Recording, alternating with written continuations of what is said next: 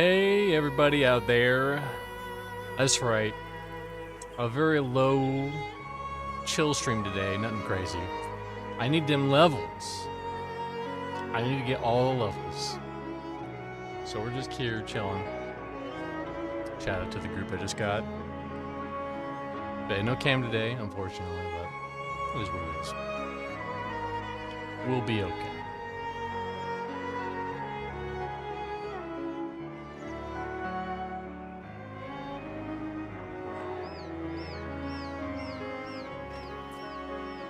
But if you didn't already know, things are pretty buck wild already. I think I started this season at level 14. And now I am level 19. So the EXP is, as the kids like to say, it's bust. EXP is bust.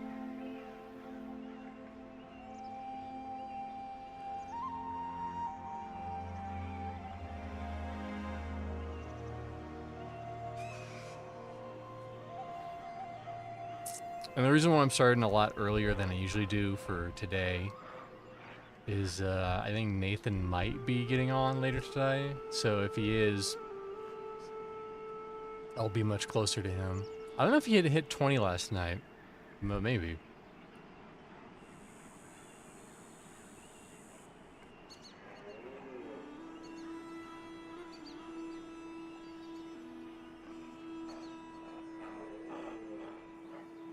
We're waiting for a healer to get back, and then when they're back, we're gonna do some pulls. But yeah, this is just a very chill time. Nothing crazy. You see that? You see over there how that's fort? You're gonna see a lot of this. I don't know how long you do fort for, but I assume you can do it at least until like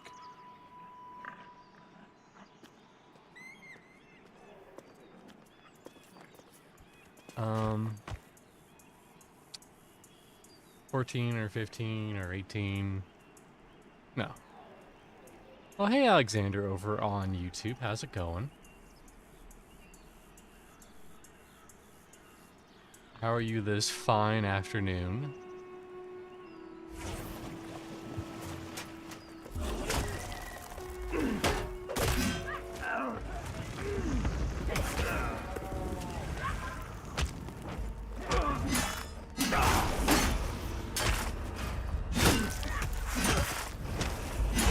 It's weird, like, I was in a group earlier without a shaman, and for whatever reason my DPS was just so, like, my hits were just doing a lot less.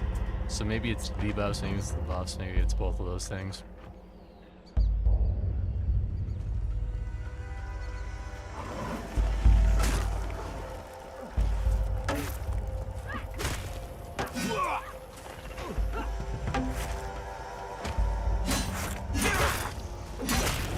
Alexander says, so far so good, mate. Use flamethrower in the garden to kill some of the ticks in the high grass. I just had an ice cold Dr. Pepper vanilla float. Yummy. Oh, now I'm hungry. I literally just ate, but now I'm hungry again. Got that strong dessert hunger.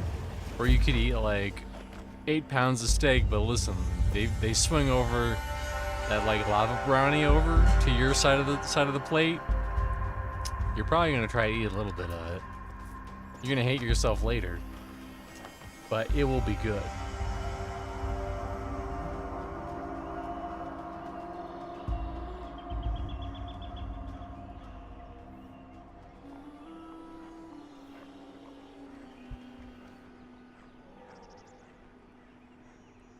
I just realized that your stream is at a buttery smooth 60 frames per second. What a pleasant surprise. That's right.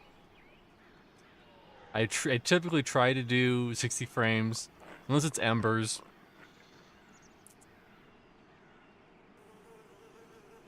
Embers runs at 30 for a couple of different reasons. This runs buttery smooth at 60. And I don't have the most craziest setup ever.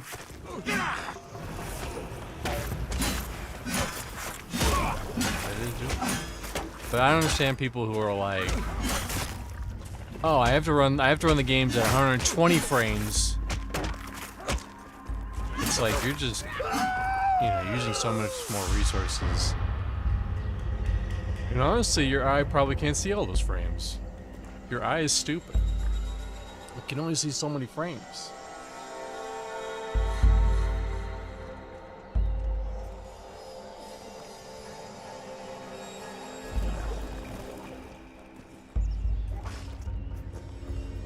Also, I think we got 2 people who came on Twitch and then immediately left after hearing that debacle about eye smartness. Which is fair.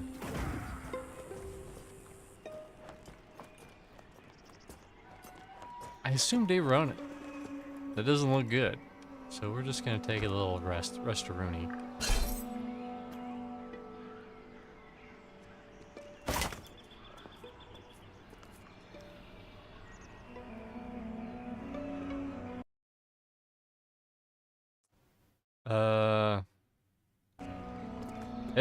Who goes there? Thank you for the follow. At EVA Avadson, that's my best guess. Working on some neat stuff from streamers. For streamers. I don't know, it depends what you're working on.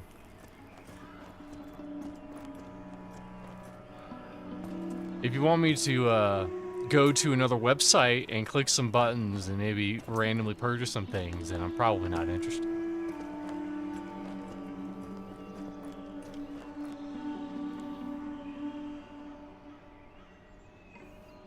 Channel art kind of stuff. I don't know. I have my own style, which is crazy. I have the crazy style of art.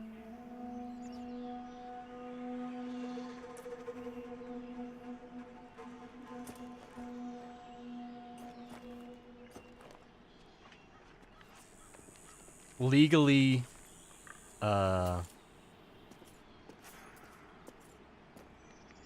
went. That's fine.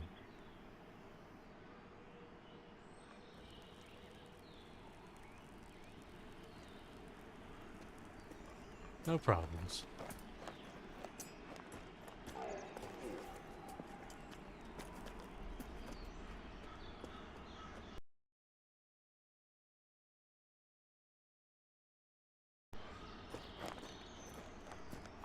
What in the 7 hex and hells? Oh my god, they were killing someone, I didn't even see it.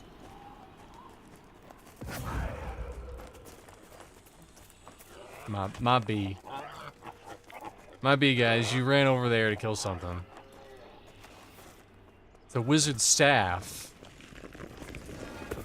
Probably adjacent to a wizard's sleeve. Famous wizard sleeve. Hey. Don't fucking, oh, you fucking jerk. Don't smoke trick me when I just hit Sinister Strike.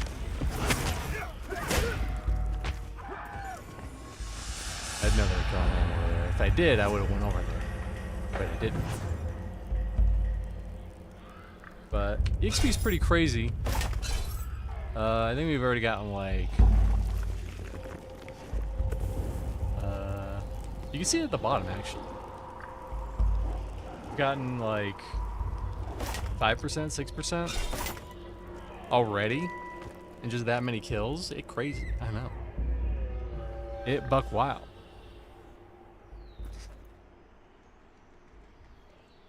It's what, like 10 mana and some other stuff. They're talking about the wizard staff that dropped off of a name that we pulled, and I didn't help out at all. I'm the best crew member ever. 14 damage, 4.4 delay, 10 mana, one-handed. You know what that means, wizards?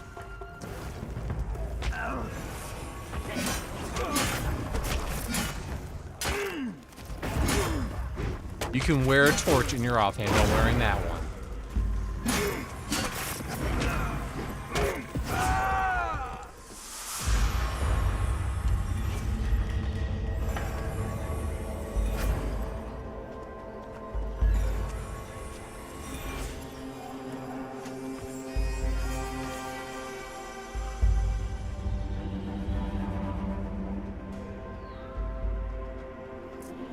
I think Warmy would be the only who would need, yeah.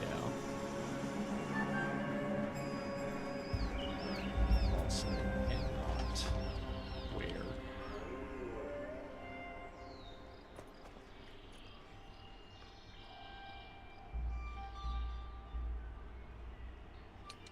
Did they say it was 14? Do 14 damage.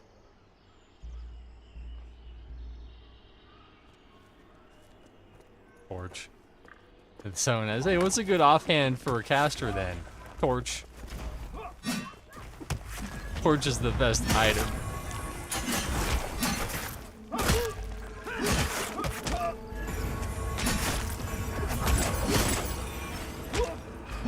Maybe that one from now.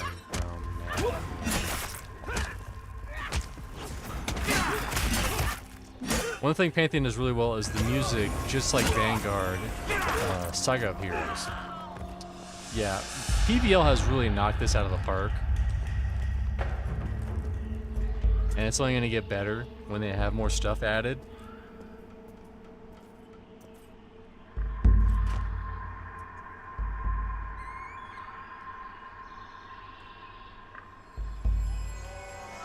Our polar only has like 15 minutes left, so hopefully the group doesn't disperse afterwards. That would suck. I would cry. But at least we got like, you know, like 10 minutes of entertainment. You get to see how good the experience is and blah, blah, blah. I smoke trick that one. And then, damn, my traps aren't out. So we got that guy. Hey, Turin. How's it going? Turin says, hey, Pantheon peoples. That's right. Pantheon time. Gotta get that experience. Gotta get that delicious, delicious experience. Because all my SGL friends are so much higher than me. They're like level 2 million and I'm only level 500,000.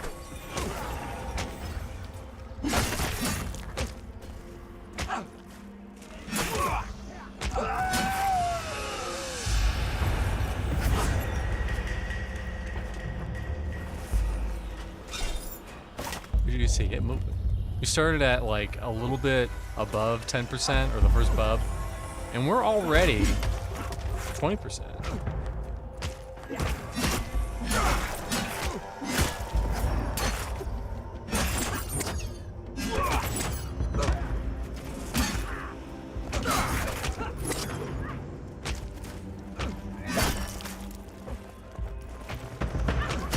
And I get slowed by my caltrops. Or cow traps, whatever you prefer.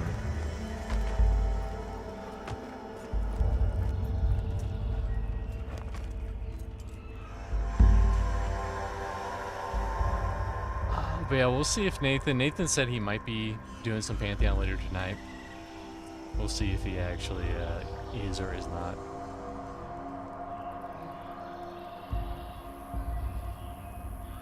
But definitely some Embers Adrift tomorrow night. Definitely that. Or at least I hope so. Hopefully the job doesn't kick his ass too much and he can actually get some Embers. And he hasn't missed Embers yet. So hopefully.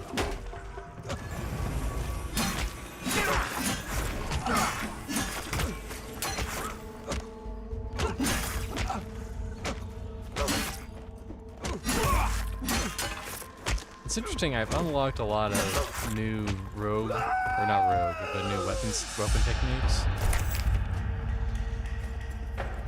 Like like I just got this one after dinging last time. But for whatever reason, they all seem to be exactly 50%.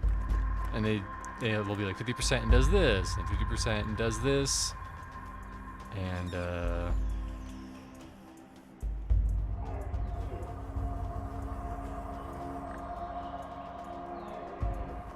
I mean, maybe that one's not bad, the Eviscerate.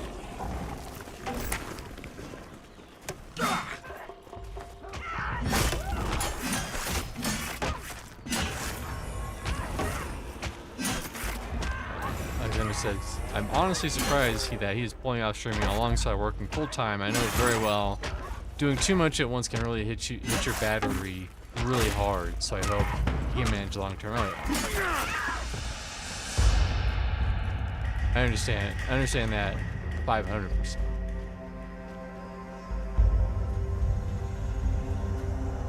But then again, he's a crazy person. He crazy. He probably did that much work just on videos and streaming previous to getting this job. So I imagine it's just similar for him. He's got that weird mindset where he could just put so much time and effort into shit. I definitely can't do that.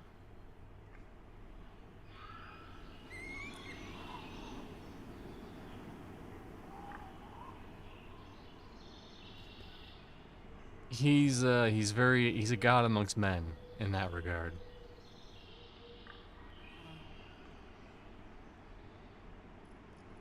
Also, for anyone who's on the DL,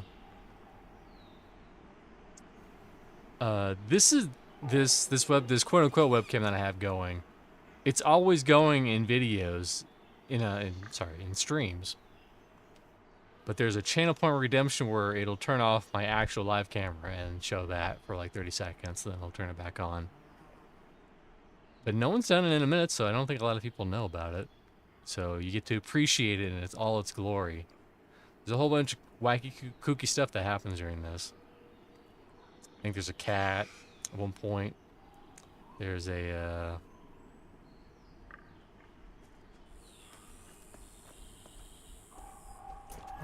there's like a farmer man, all sorts of stuff.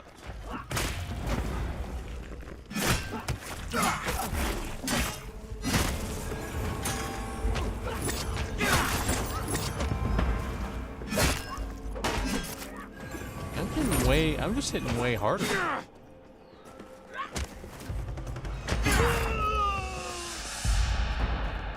Weird what a couple of buffs and debuffs will do.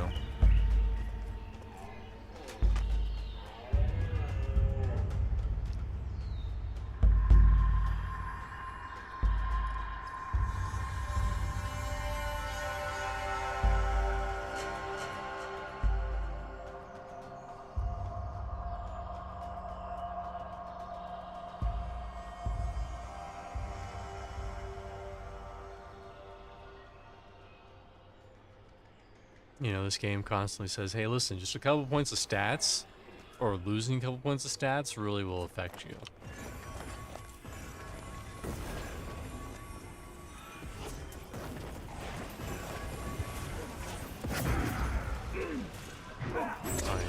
We have a monk main tanking. Because he's 23. He's a little higher.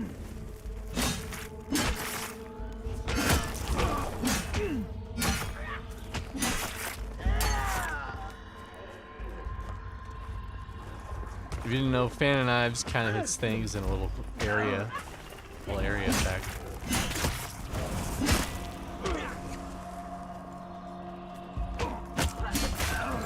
But it's also just nice to use on cooldown for a little extra damage.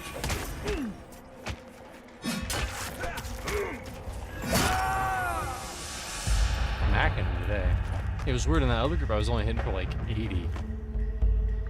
A lot of my waylays are doing like 60, 80 damage, not including sinister strikes and stuff. So I don't know. It's weird. It's a weird time.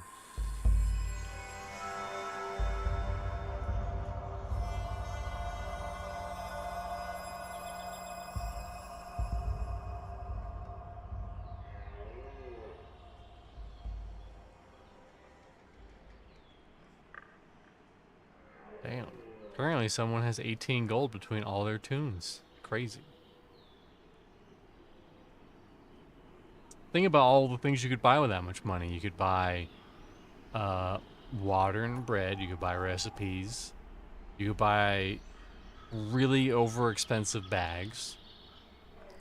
Funny, I think the like a 6 slot is like a gold, which is a lot of money in this game. You didn't know.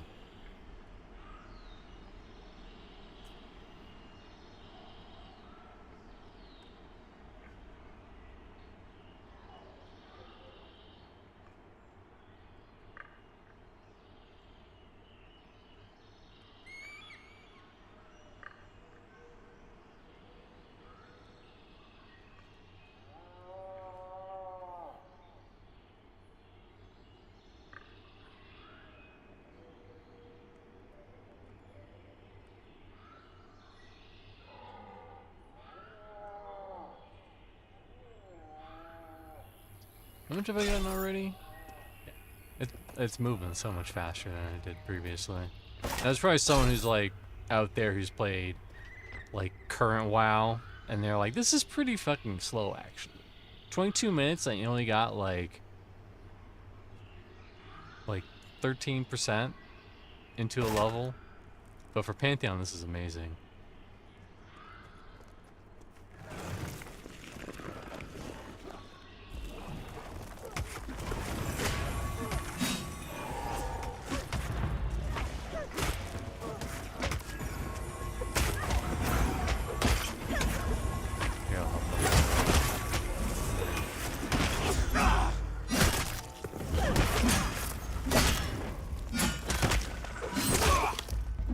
So Rogue's gonna need ability where they can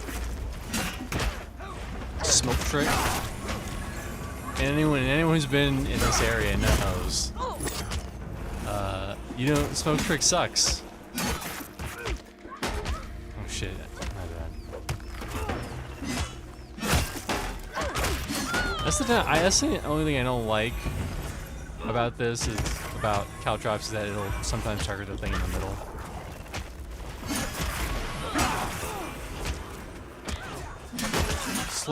Slow is a game feature I seek, exactly. A lot of games right now, they just focus on like...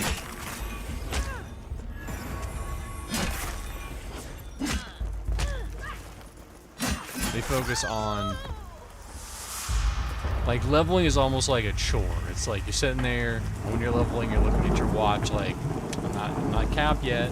Where's that cap? So I can actually do the fun stuff. But even in, you know, in this game, they want things to be more interesting. They want things to be more compelling.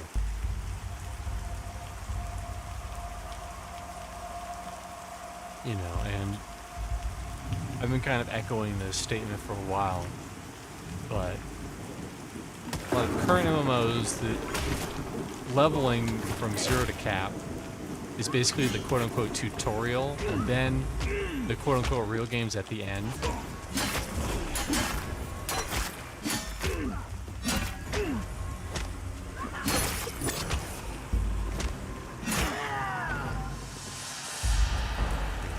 We'll go super ambiance. Let's listen to that beautiful rain.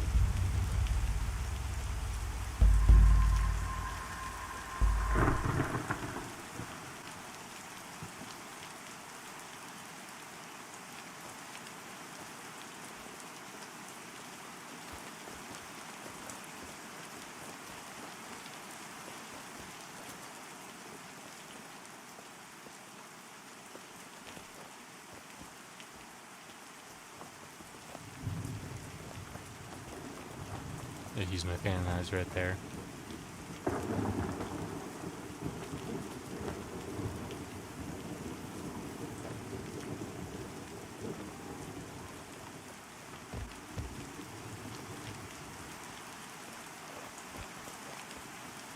It's like I'm there. Very, very wet. I'm such a wet boy. Sitting there during the summer rains, hearing the rain hit my face, the coldness.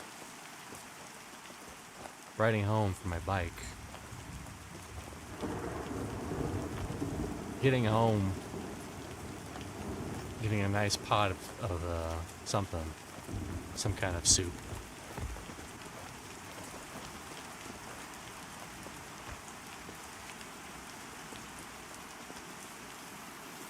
Alright, rain time's over.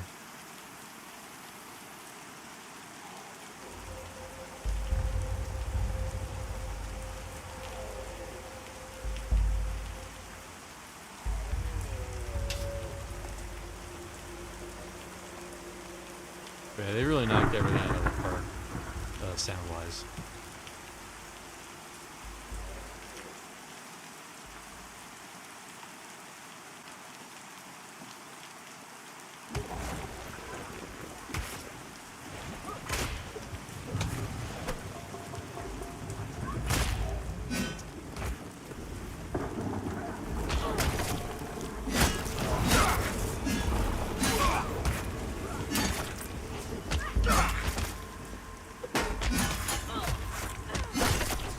And as you can see, Smoke Trick kind of, it goes well, even if you have an Enchanter in the group.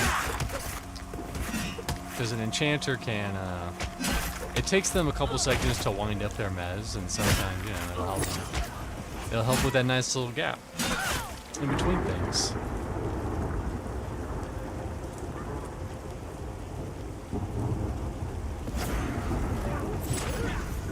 Yeah, I can't wait to see the other weather effects. And I'm pretty sure they're supposed to get like some crazy weather effects, like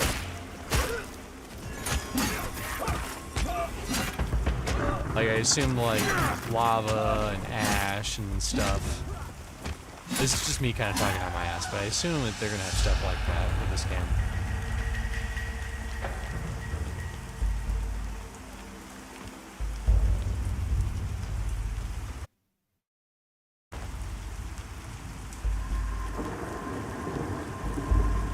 Because why stop at the basics of like wind and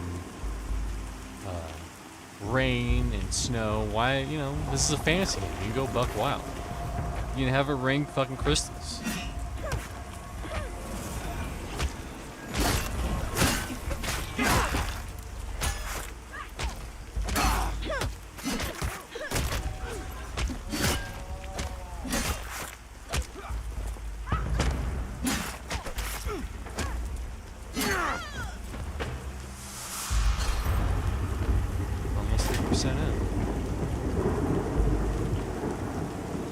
But yeah, the new EXP changes was good, because that was a big worry that I had going into this season was how exactly it was going to work out. Because Hangor is such a high level place, and there were, you know, Manor is just such a choke point in experience. But I'm glad they fixed that, and they also increased the level cap, or the experience. Sorry.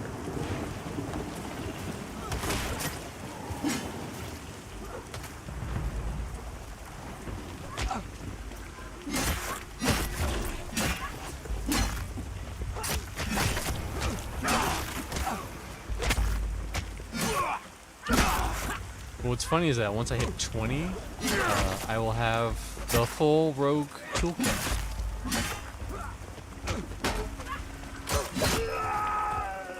My last ability is at level 20, and also the trait. The trait's like whatever. It's like, hey, you generate less threat. Nice, I guess.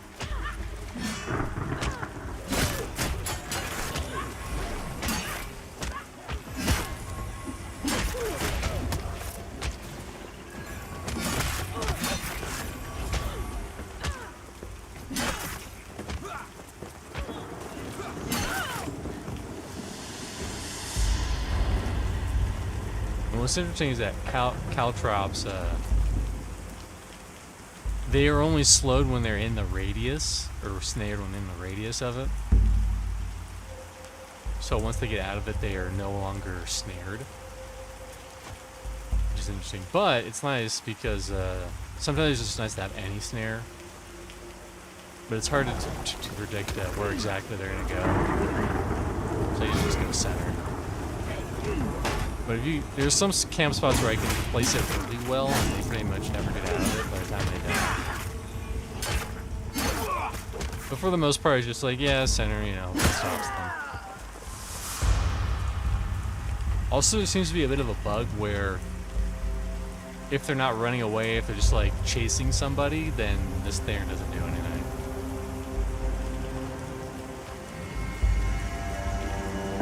Need that money.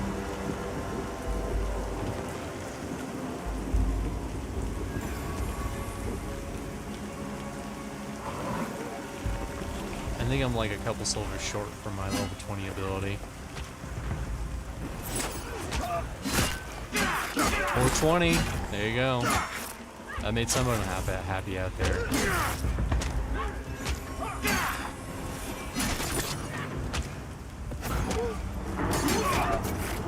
See, there you go. And then went away shortly after that.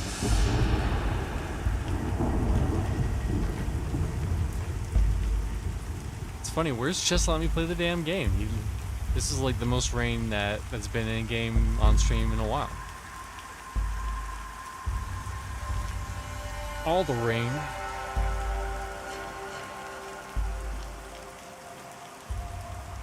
How's everyone doing out there today? All you lurkers lurking? We appreciate all lurkers. You know, people who have this on at their auto shop, you know, working on their cars, listening to a man in some rain kill some bandits.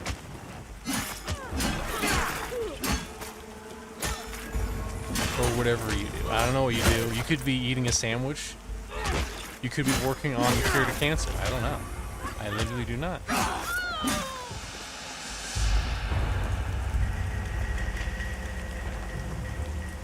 You could be just banging on some trash cans just because you like the sound. You're like, when I bang on this specific trash can at this specific angle, it makes a really good pop noise. I really enjoy that.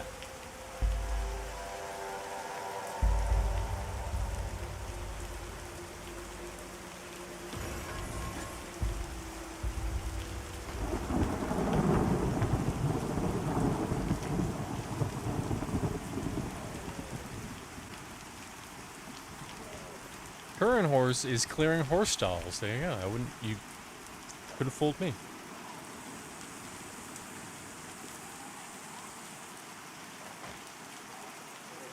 Do you like own horses or? Yes, Desrin. I will check out your neat stuff. Please let's head over to my Twitter and talk about this neat stuff that you have.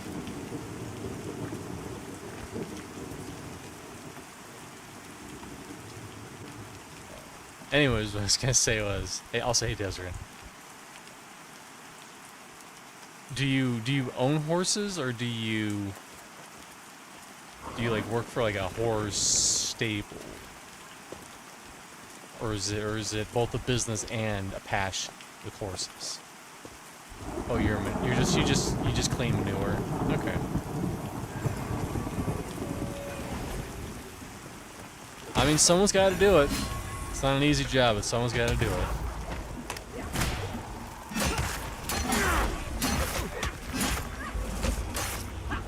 $20 of them. Damn. That's a lot of horses. I can't count that many. That's too many horses. Yes, I'm also on YouTube. I always dual stream to YouTube. Always. Even if the videos get like 2 views, I'll always do it. Boarding horses for rich people, that's probably not a bad way to make money. Because not everyone can board horses. And those rich people, they gotta have them horses. They gotta have princess for their daughter, and then their daughter's like off in Cambodia or something for like 20 years, and someone's gotta, look after the horse, and who's looking after the horse? You do. You make that money. Get that back.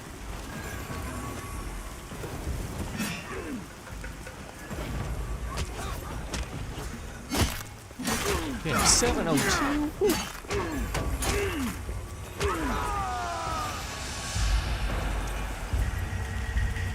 That explains it, yeah. Although you just implanted something in my brain.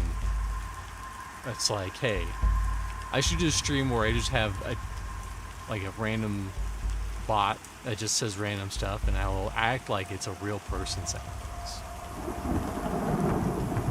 For AI. Much better than my last job.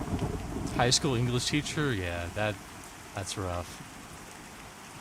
Because those kids don't give 2 shits. You're like, listen, read the fucking book. Read A Catcher's Rye, or whatever that book's called. And they're like, yeah, well, I'm gonna vape in the bathroom later.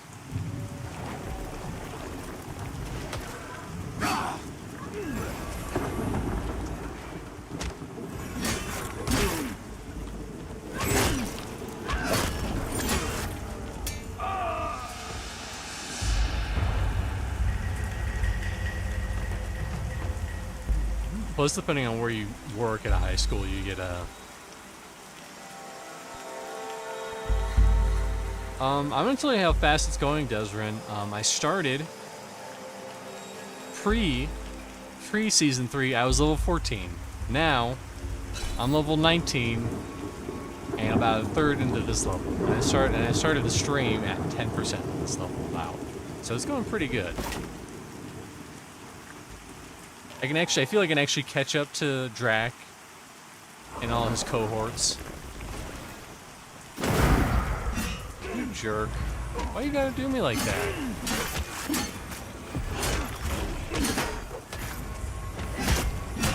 He was like, yo dog, I'm gonna fireball you out of your stealth, so you can't do your cool abilities.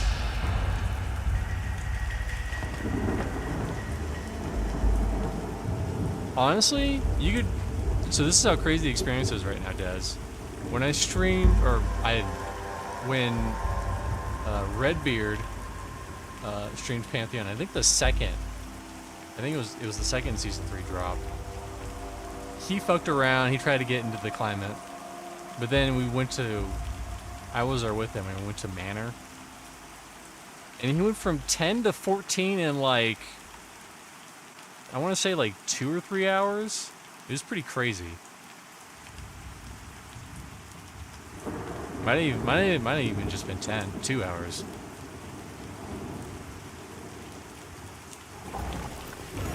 So there's some spots where you get just insane experience at certain levels.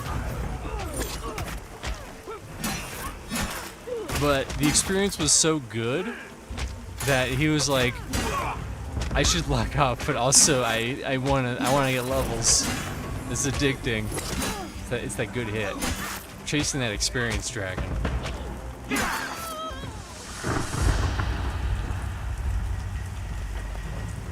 Honestly, I'm almost, once I ding, I'll be in the level range of Gulu's monk, which is 28, which is crazy. I don't know if I'll get amazing experience, but I'll be able to group up with them and get experience, which is kind of crazy.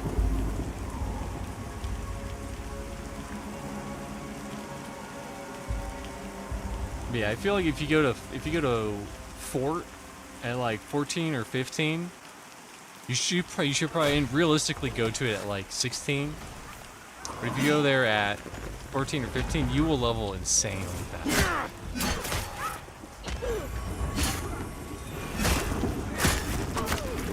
But I think the only people that really get away with that is the healers. Those rogues, you're gonna miss like most of your attacks. Probably the same for wizards and stuff too.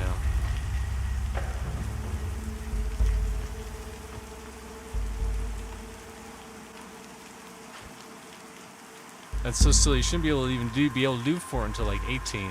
It's just too undertuned. Well, yeah, that is true. But also, those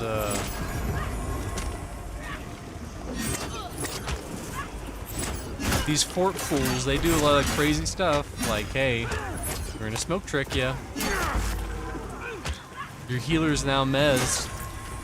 Deal with it.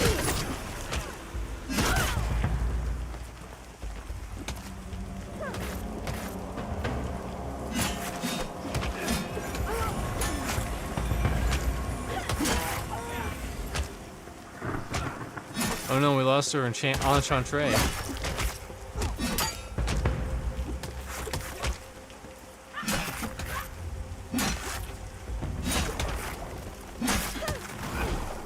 But I mean, it's good. Yeah, enchantress.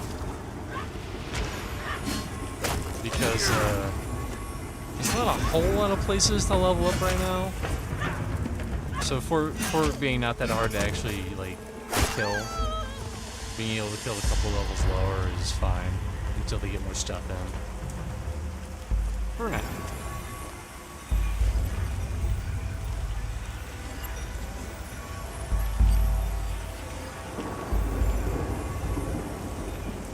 I assume you're both watching this while also taking furious notes on Joppa's stream, if he's still streaming.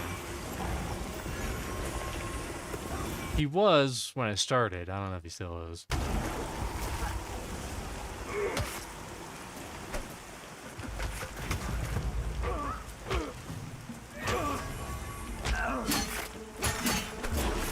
He still is, yeah. He's streaming again, that's right. Summoner Part 2, apparently. I know streaming while he streams is basically like, you know, going to the big... Oh my god, my brain's trying to rack up a good analogy.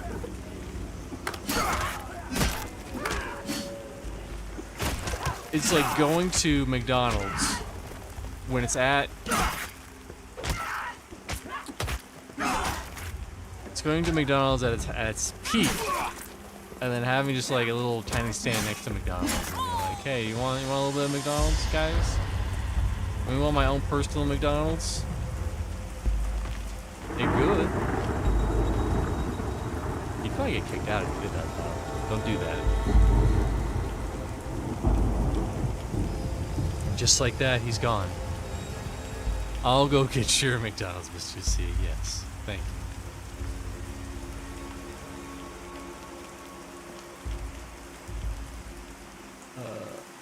I can't imagine there's a whole lot new for Summoner that he hasn't really shown off yet already in the first part, but maybe, I don't know.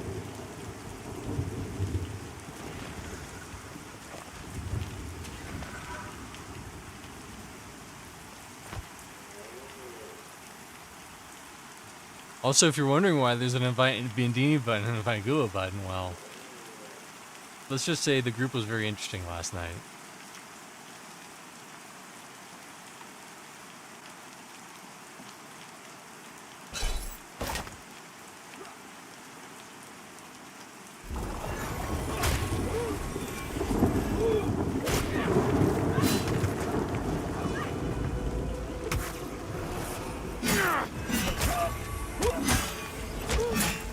But listen, my Mr. C's McDonald's, which is very different than regular McDonald's. I put a lot of love and care into those burgers.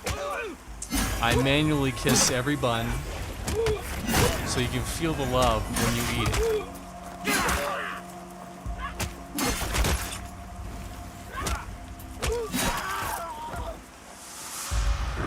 Would I kiss your buns? Only the kind of bun that you could put on the grill. Okay, those are the only buns I'm kissing. I'm not kissing any other dude buns. If you have like a package of like eight hot dog buns or hamburger buns, I'll kiss those. Yeah. But dude buns, probably not. Sorry.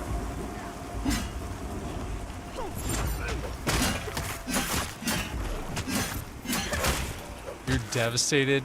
Desrin, you know who the fuck I am.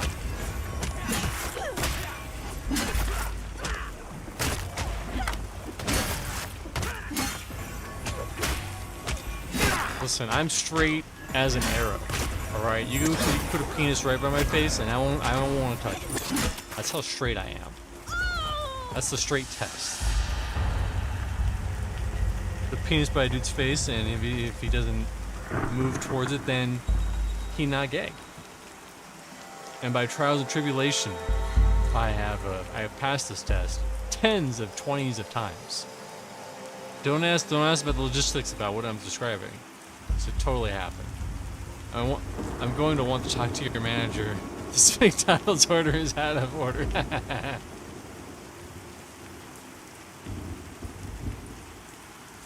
Actually, if you want the real gay test, this is the real gay test. And it's probably harder to do now as it was back in the day. But back in the day, back before algorithms and stuff, they would just, you know, when you were feeling a little frisky and you went to certain websites to look for naked ladies, they would just put all the videos like next to each other. So sometimes you'd have some gay videos right below the straight ones. And if you're straight and you see a thumbnail of a man with a penis in his mouth, if you go, huh, that's weird, that's not right, like a highlighter magazine, then you're not gay. But if you get interested in it, then you are gay. Sorry, those are the rules.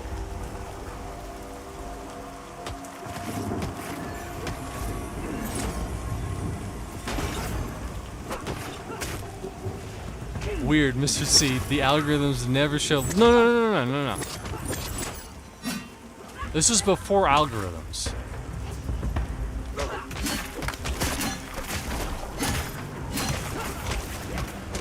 This is when this test took place for me.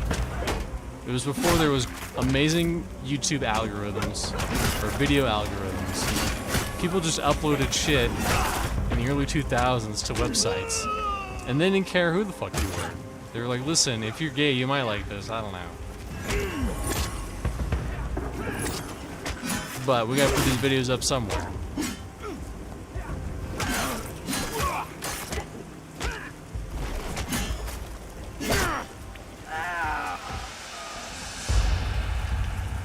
To be honest, I've been scarred by a few things that were shared with me, that's for sure. The 2000s were mad, that they were. You know, you got Lemon Party and Goatsy. And now you really have to, like, really go out of your way to seek that kind of stuff.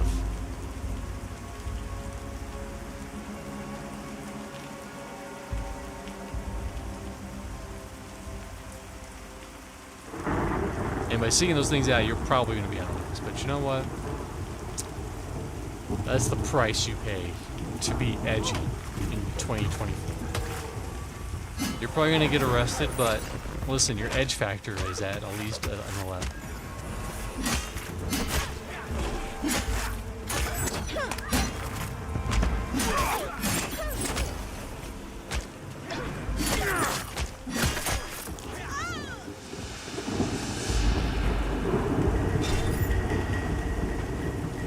We've gotten like 30-some%, not bad. Or I'm gonna say like 44 minutes, 46 minutes. Math's pretty tough.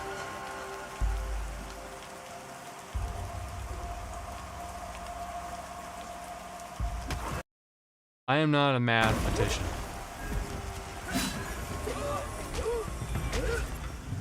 Hey, don't smoke trick me. Oh my god, you do it the second I hit my Sinister Strikes. You jerk. Quit being a jerk and doing it when I'm to hit my Sinister Strikes. Wait until after Sinister Strikes. Thank you.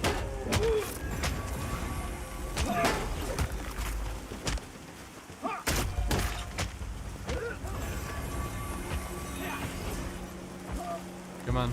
Let me get closer. I need to get out of combat.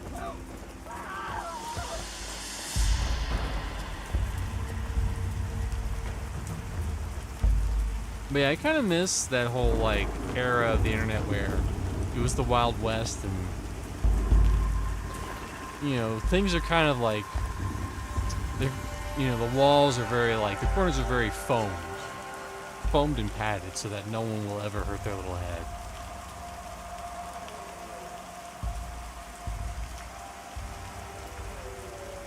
Especially on YouTube.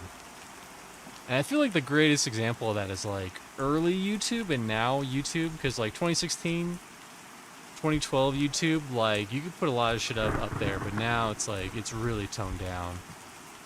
And I feel like they should allow a little bit of that. I don't think they should like allow everything. You know, I think a little bit of edgy content's alright. A little bit.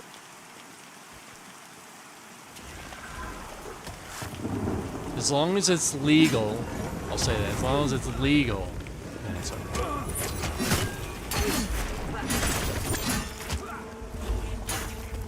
You know, if a dude wants to eat glass, then let him eat glass. Fuck it.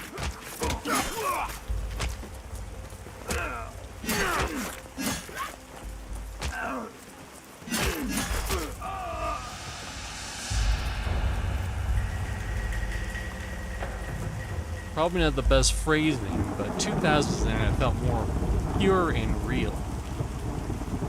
In the sense of suddenly society being able to communicate in ways they were never able to. Yeah, like I would say probably more visceral, savage. It's the kind of real where a guy he'll say like, "Listen, bro, I'm gonna be real with you. That party hat has got to go." before it was mainstream and manipulated attention grab. Oh yeah, it's true. Yeah, that's kind of the thing I hate about current internet is that controversy basically drives the platform. Unfortunately.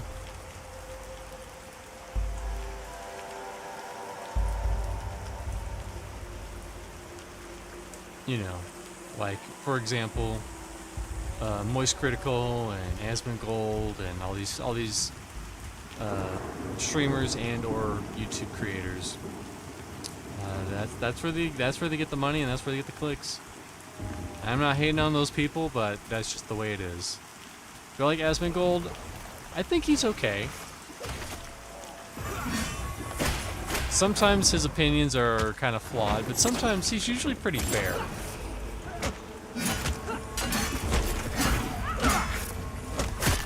Like, he was pretty fair with the second Pantheon video, where someone called it a scam, because of course they were, because again, they were getting clicks. It's kind of sad that that's the only Pantheon videos that Asmongold will watch, is from that guy. But he was fair, and he was like, yeah, you know, quote, I think the graphics suck ass, but I don't think this game was a scam, per se. I haven't watched the newest one that they did for April's Fools, and I don't want to. You know, why would I want to go into a place where people are going to want to punch me in the face, you know?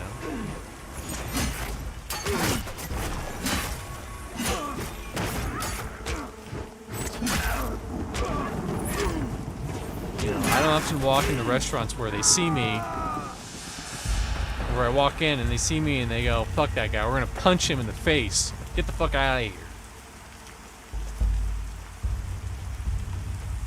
Desmond says, yeah, I'm just done wasting my time with that garbage. Yeah, true.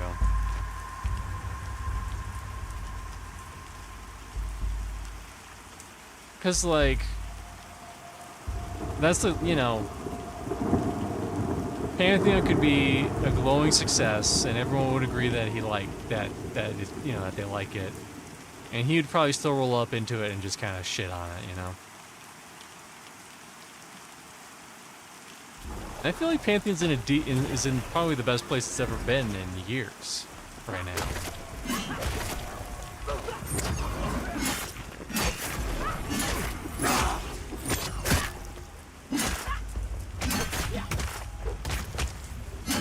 Yeah.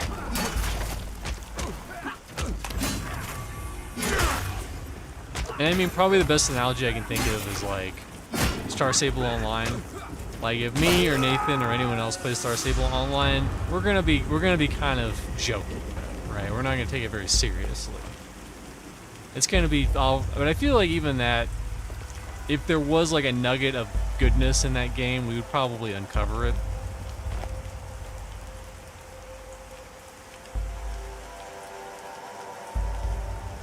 So if Asmon were to invite you on a one-on-one stream about Pantheon, would you decline or accept? That's a tough one. I might accept. Depends how I was feeling that day.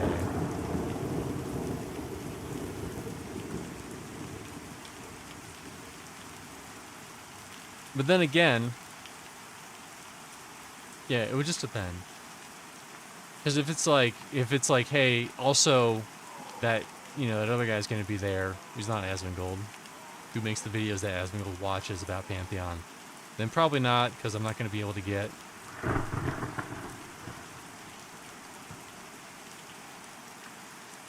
Is everyone just done?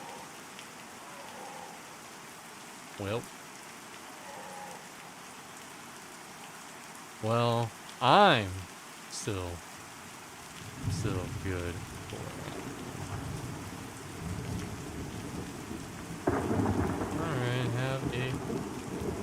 I can still go, but if people gotta go, they gotta go.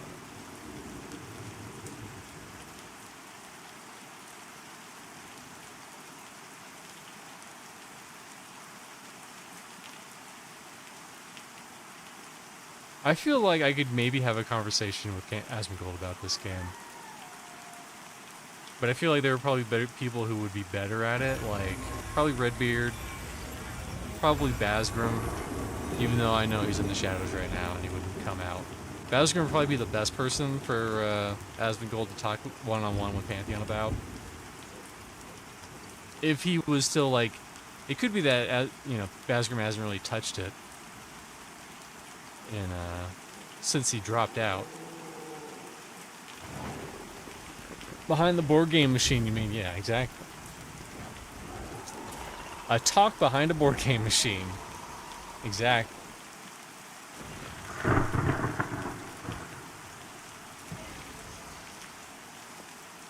Maybe we just write him up as a fanboy. I feel like I try not to be a fanboy, but also I feel like it's easy for me to fall in that category. Especially when like Joppa's on stream or something. Is Ko still doing Pantheon? Well, there was that promotion. Why do I have that? Why do I have this on? Someone else needs to be the torchbearer, not me.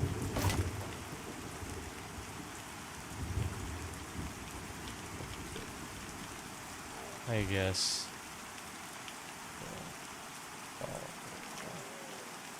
What's up, Slide Bank High?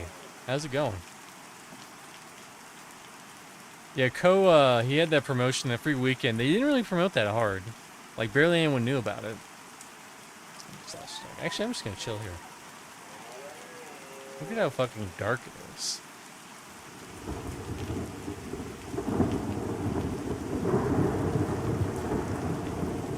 I'll put looking for group back up. See if anyone else wants to chill with me.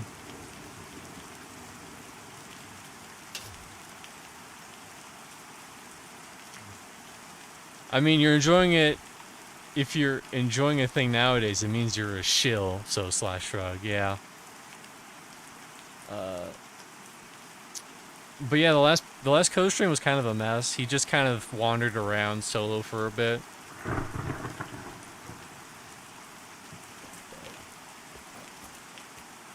But actually, what I can do is I can go first person. Look at all this cinematicness happening.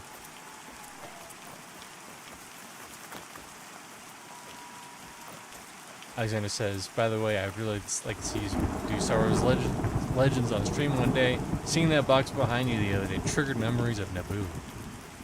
Yeah. Hopefully I don't aggro anything. And I aggroed something. And I aggroed something.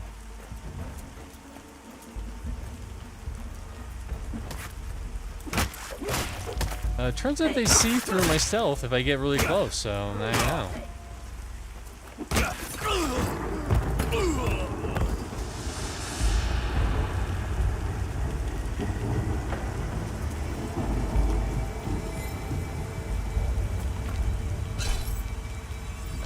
On my torch now.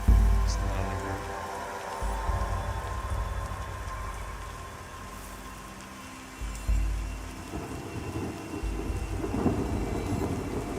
Kind of what he does now every time, yeah.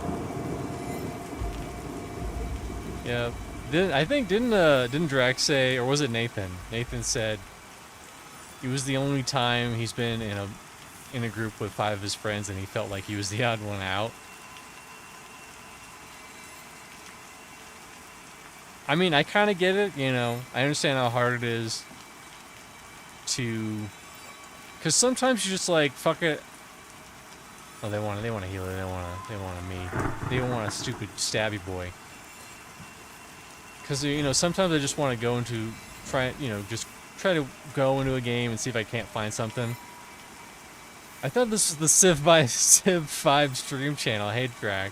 Yeah. So look at all this look at that civilization over there. You can't see it, but it's over there. Look at that civilization that you can't see through the fog. Look at that.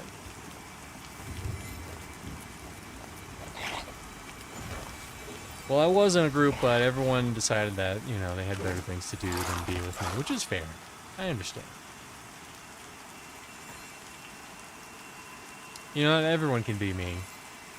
Group can be grouping. Actually, you know what? I'm gonna head over to AVP. Blue Goblin says, bruh, my luck. I know. I don't know what his luck is, but he's down on it.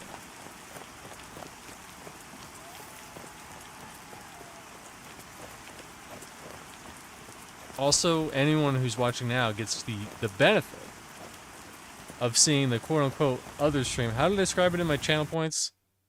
I described it as change to the real live cam.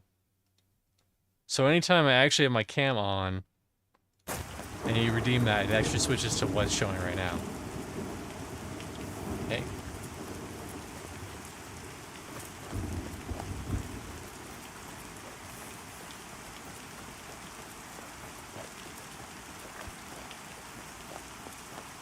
I mean, it is a live cam, yeah, quote unquote. There's so much live stuff happening in that cam. It's very legit. Probably the most legit live cam you'll ever see. It's funny, Eloa for a long time knew me as like that guy with the weird fake live cam. That's what she knew me as. She knows me as Mr. College right now, but before that, that's what she knew me as.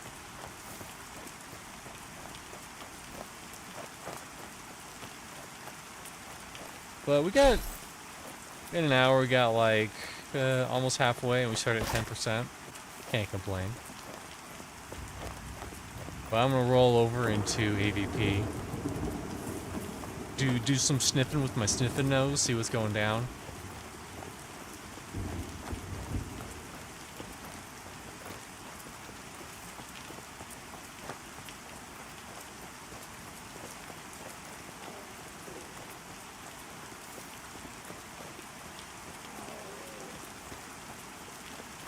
But yeah, I played the hell out of Star Wars Galaxies back in the day. In fact, I knew a friend who was like one of the top first. He was I think he was one of the first 5 Jedi to unlock Jedi in that game. And then I went to that fan fest, probably the first one, might have been the last one too. For Star Wars Galaxies, with him and some other friends, and it was a good time. It was a very low-key fan fest. And I think I still have a shirt somewhere from it too, yeah. But it was crazy, I remember this very vividly. There was someone at that fan fest who basically, like, there was like a panel where you could just like ask questions or just talk at the developers. And this dude, because this was I'm gonna finish the story and then I'll read that, Alexander. This was post the nerf, because I think back in the day Imperials could have like 4 ATSTs and they would just fucking kill everyone. And then they nerfed it so that they can only have 1. And then he went on a panel and he was like, listen, the Imperial way would want me to have 4 ATSTs. So good. Anyways. Obviously, they nerfed the shit out of that. Have you seen Elwa's ASMR videos? Yeah, I'm so sad. MMOs used to be so sophisticated, like Star Wars Galaxies and Vanguard. They didn't have the success needed to stay alive because IMO, the genre, would be better placed with games like that still online. Yeah. Zulu waved. I wasn't paying attention, but they waved. I saw your wave. Star Wars Galaxies felt like this huge living and breathing world where, as this sort of feels more like a scripted Hollywood set. Well, it's more a theme park, right? And obviously Star Wars Galaxies was very flawed. You had these big open worlds that had basically nothing on them. That was the downside of it. But the benefit of that was players could make their own housing and make their own stuff, and that was really interesting. But the game had so many flaws, especially early on. Combat medics could fucking throw poison through buildings and shit. I was a bounty hunter, but I sucked at it. I only ever killed 1 Jedi. And that was because everyone killed him at that time. In fact, we would get so much money in Star Wars Galaxies that we would just go to... Because there was an exploit where you get these missions to destroy nests, and normally what you're supposed to do is just kill all the animals near the nest, and then kill the nest, and then you'd get your reward. What we found out is that if you go inside the nest, the animals can't attack you, so we would just kill it from the inside, and we made a lot of money that way. And what we do with all this money that we made, we just tip dancers at the fucking cantinas with a lot of money. That's what we did. We didn't have anything better to do. We were just like, fuck it. Here's all these credits. Nice job. Yeah, but even our Earth has huge fields with nothing on it, but grass. That's what made Star Wars Ghosts feel real to me. Wandering Naboo, and then a green storm would hit it. Felt so real, man. The fact that animal wildlife would be near their nest and even go to sleep at times, that was the way to go.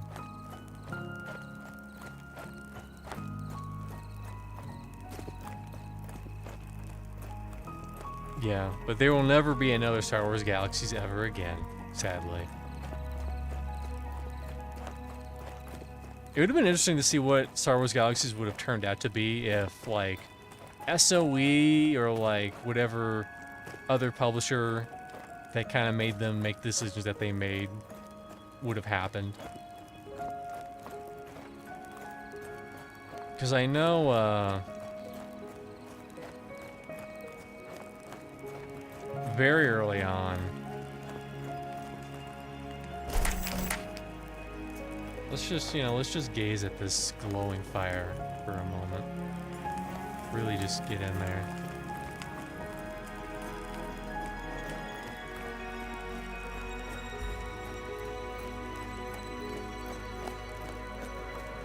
So I know there's a lot of decisions that were made at Star Wars Galaxies, that were made for Star Wars Galaxies that the developers didn't kind of want to do, and I think SOE kind of pushed them to make. Probably would have bloated and devolved all the same. You know, when I need that positivity, that's where I go to. I go to the guy to good old Desrin. I was like, man, wouldn't it be so nice if the world was just so much kinder and people actually just, you know, gave their money? No, never gonna happen. You ever considered eating glass? Maybe you should consider that then. Wonder where Pantheon would have a fanfare if they did. I don't know. That'd be interesting. It'd either be a giant train wreck or it'd be probably a or just like a really like memorable moment. EQ devs in the forums told me once that SM'd and the devs played around with the idea of having Star Wars Galaxy stay online as a generic space game without Star Wars elements after the license expired, but they didn't have it in the end. But they didn't want to continue. Didn't have it. But they didn't in the end, but they did want it to continue to live. EA was powerful at the time, so it was taken from them. Damn.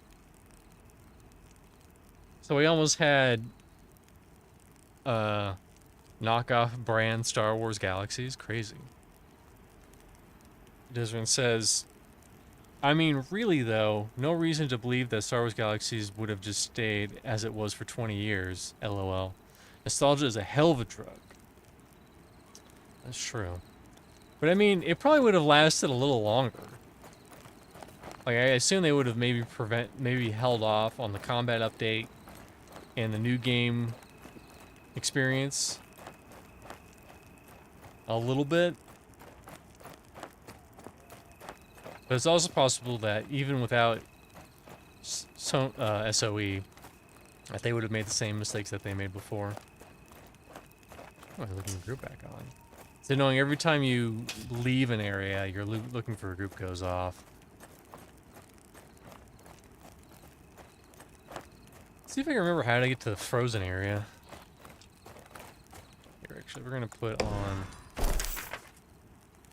Do it right this time. Put on our ghost, so that we can sneak around a little better.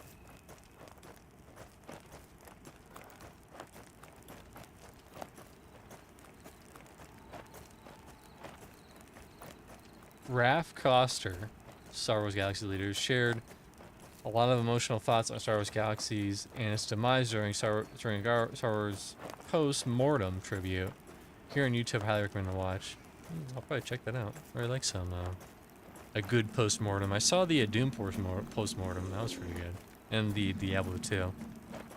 I'm a huge fan of pre-combat update Star Wars Galaxies, but I'm sure they would have done something that would have pissed off everyone eventually, lol. Sucks how it went down, though, and yeah. They could have probably had a few more good years, yeah. That's just life, though.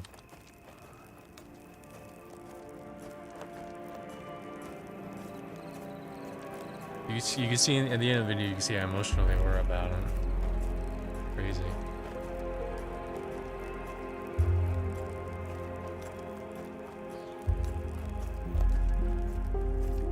You know what sucks though? I've been kind of wanting a Tabula Rasa. Remember that MMO? I've been kind of wanting that to come back. As shitty as a private server would be, I would love just to check it out one more time. Because it was such an interesting like timepiece too for Richard Garriott. But yeah, I don't think, unless some things have changed, but I don't think there has been anything. Also, Sly Bankai, of course, chimes in and says EQOA needs a reboot, of course. How can we not have a reboot of EQOA?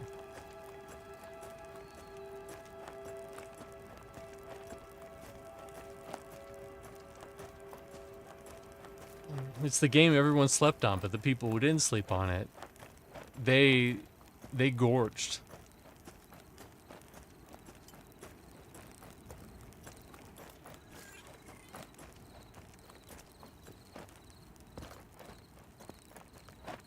Hopefully I'm heading in the general direction of,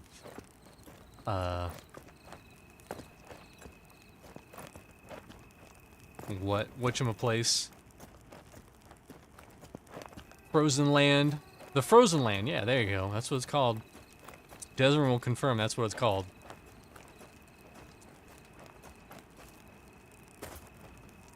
Would you vote EQA for next gen reboot on consoles, and would you vote Pantheon on consoles, or is it better to remain PC only? I don't know, man. Pantheon already kind of receives a lot of shit from PC players. It's hard to say. I think it wouldn't be hard to play Pantheon on a controller, so I don't think, and plus it runs decently. I don't see why it wouldn't run on a PlayStation 5. Obviously, putting anything on a console adds so much fucking development time. But, yeah, I don't know. It's hard to say if, like, someone who plays with a current gen Xbox or PlayStation or even Switch would even mess with a game like EQOA. Yeah, I don't think they'd understand it. But maybe, I don't know. It's hard to say. Hard to say what those wacky, crazy console players are up to. They're always zip-zooming around and throwing their controllers on the floor.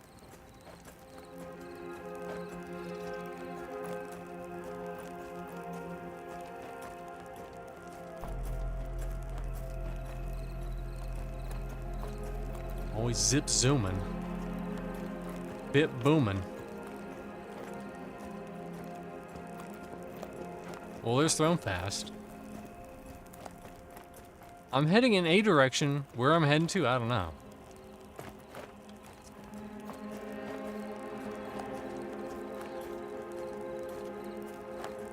We're gonna find out where we're going.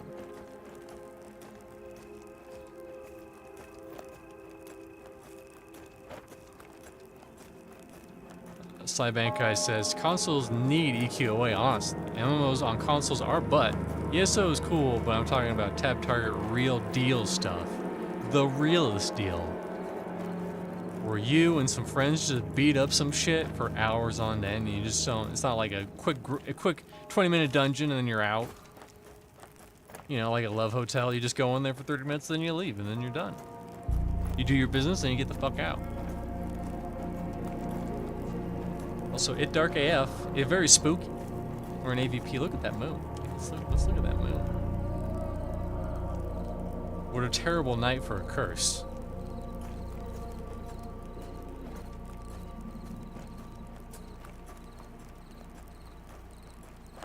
Although, the new, as much as I'm not going to play Evercraft Online, the fact that a lot of,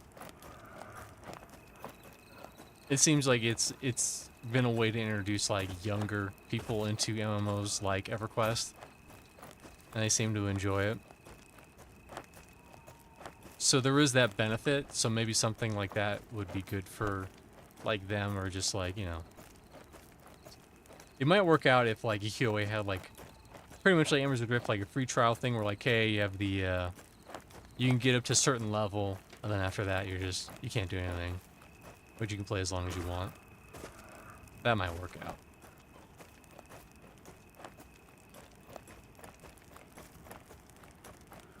Where the fuck am I? I hate it when it's dark because I can't see. I can't see nothing. I just want to listen. I just want to get a little cold and die. I just want to get a little cold, alright? You know, you ever see it when it's like negative 20 degrees out and you're like, I just want to go out there for a second and just know what it feels like so that so I have something to complain about later.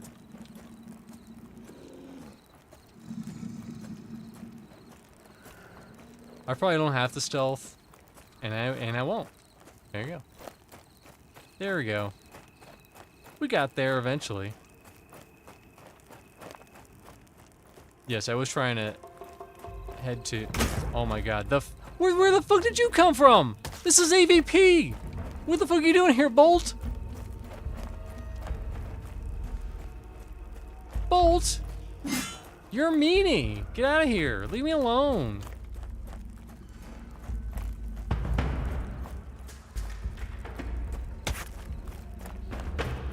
I don't have stealth on for 1 fucking second. Look at, there's Hangor. There it is. There it is, guys. Look, there it is. Look at it.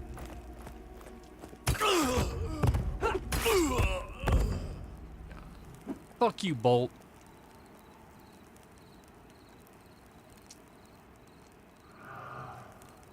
We got kinda cold. We almost got it there, but stupid Bolt. He's sitting there like, oh, someone's not stealth for 3 seconds. I'll take care of this.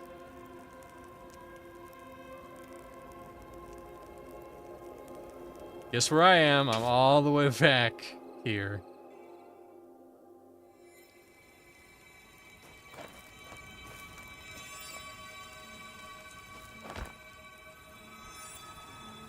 Also, annoyingly, I have to re-put looking for group on.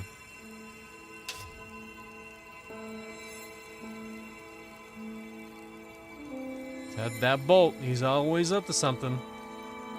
That Bolt's always up to something.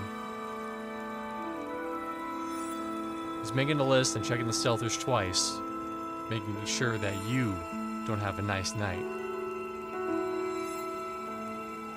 Do I like the music playing now?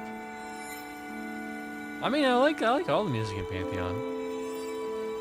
Obviously, there's music that I've heard a lot more than other music, and I don't like it as much because I've heard it more, but it's all good. There's no music where I'm like, that's stupid, that's annoying music. I don't like that music. I am not a fan of that music, thank you.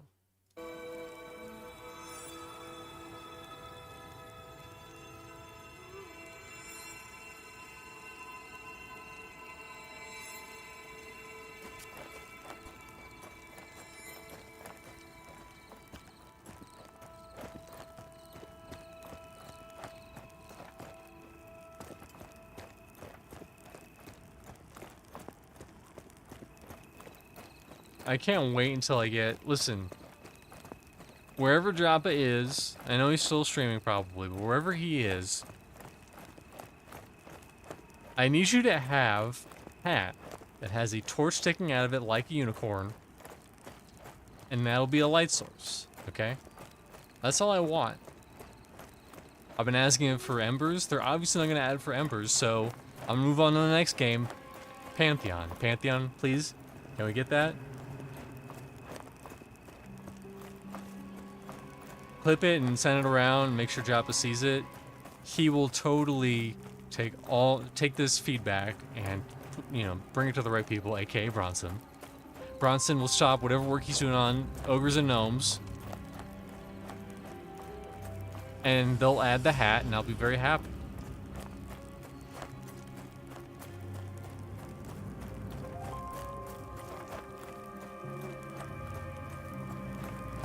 They'll add more light sources. They cut it just torch for now so they can dial the baseline.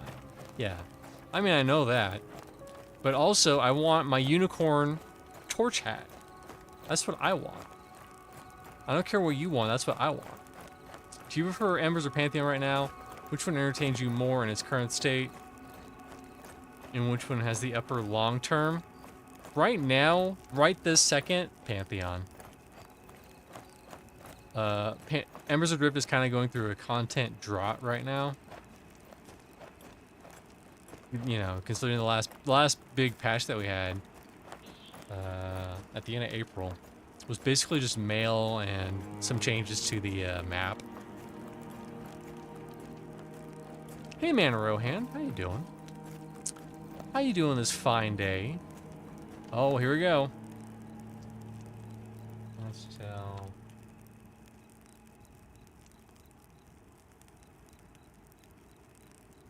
Want a main road.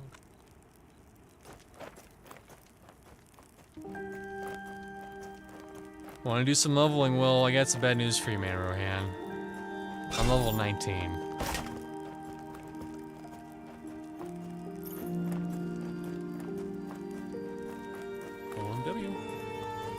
Yeah, you know, but here's the thing though, you can catch up pretty fucking... I'm not a dirty cheater. You're a dirty cheater. For not playing. That's what that's my story and I'm sticking to it.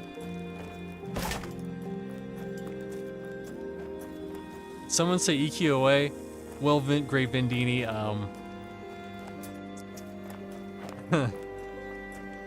Great Vendini, Sly Bankar was in chat, so of course someone's gonna bring up EQOA.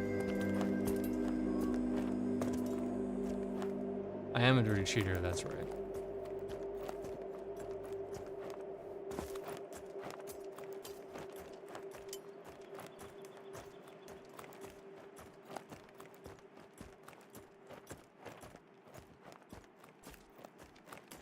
He said run up. I'll have to see where they are. They might be inside. But we're back, baby. We're ready.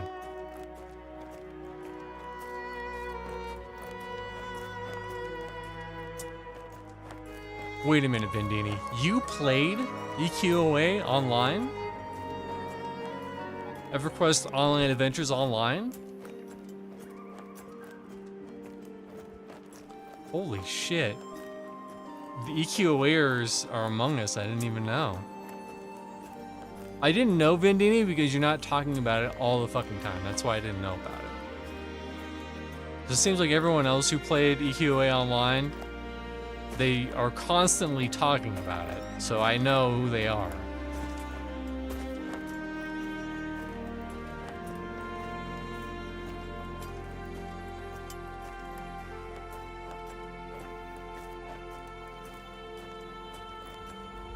Let's see, Ray. Who goes there? Thanks for the follow, Ziplocs. Hey, Ziplocs, how's it going?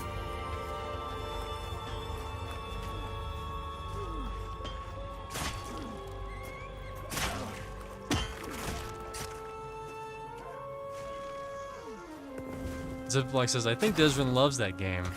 Well, he loves a lot of games, alright? He loves Vanguard, obviously. He loves Mortal Online 2. He loves other games too.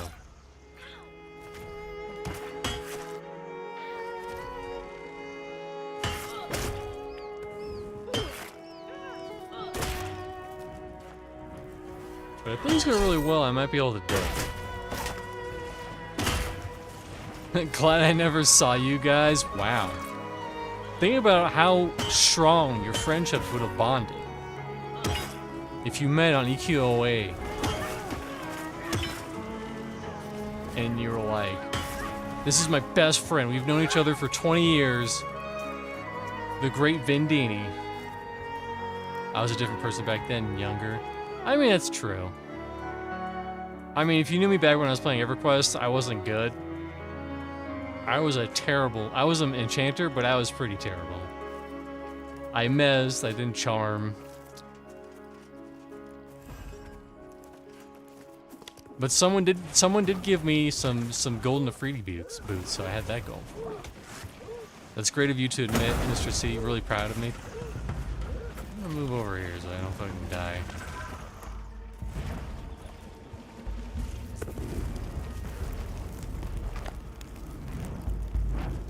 Not being entirely sarcastic.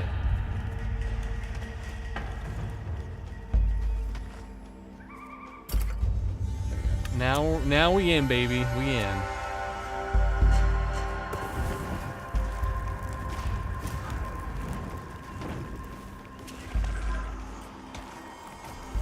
That's definitely, I know that's not a case for sure for me. Maybe show my name. Yes, we do. His name was Shaman Noodles. I should have clued me in who he was.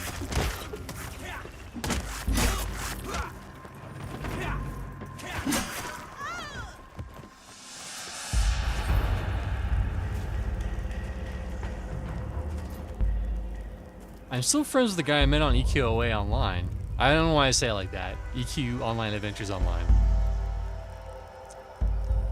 I got to play with him a bit this Pantheon free weekend. Nice. Very nice.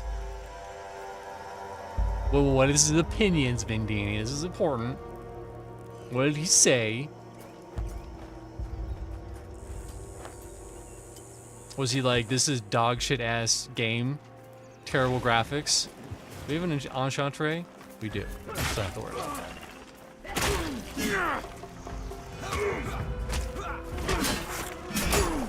Don't smoke trick me, bro. Don't smoke trick me, bro. No. I mean, it's better the DPS to get smoke trick, but still. Yeah, I got smoked.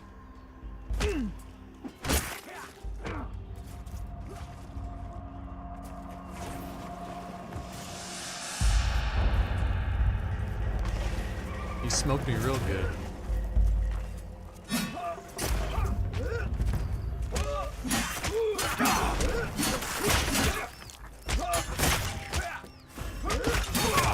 Oh yeah, but everyone thinking that they were so good back in the day.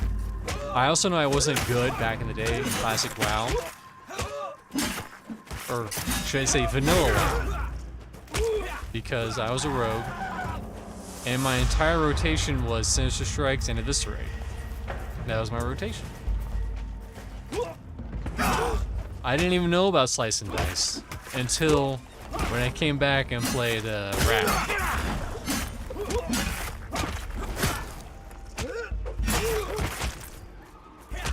He had some gripes with it, but overall I think he liked it. A lot of small stuff with UI, etc.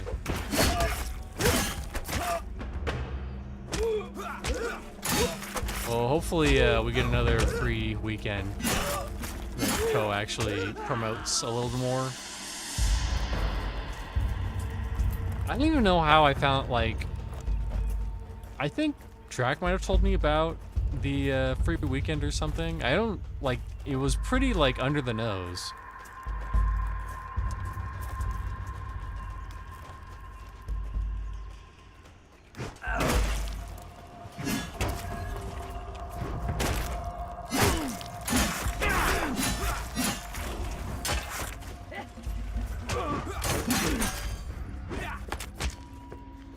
Yeah, is that the phrase under the nose? Yeah, that's the phrase. Under the nose. I also like to say, you know, when getting a piece of paper, I say, hey, can I get a slice of paper? Give me a slice of that paper. People go, no, I don't think that's what it's called. I'm like, that's what I call it. It's a slice of paper, because guess what? They slice it from the tree directly.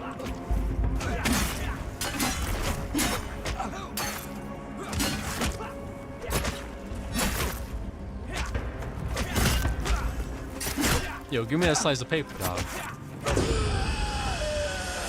danged? Someone danged.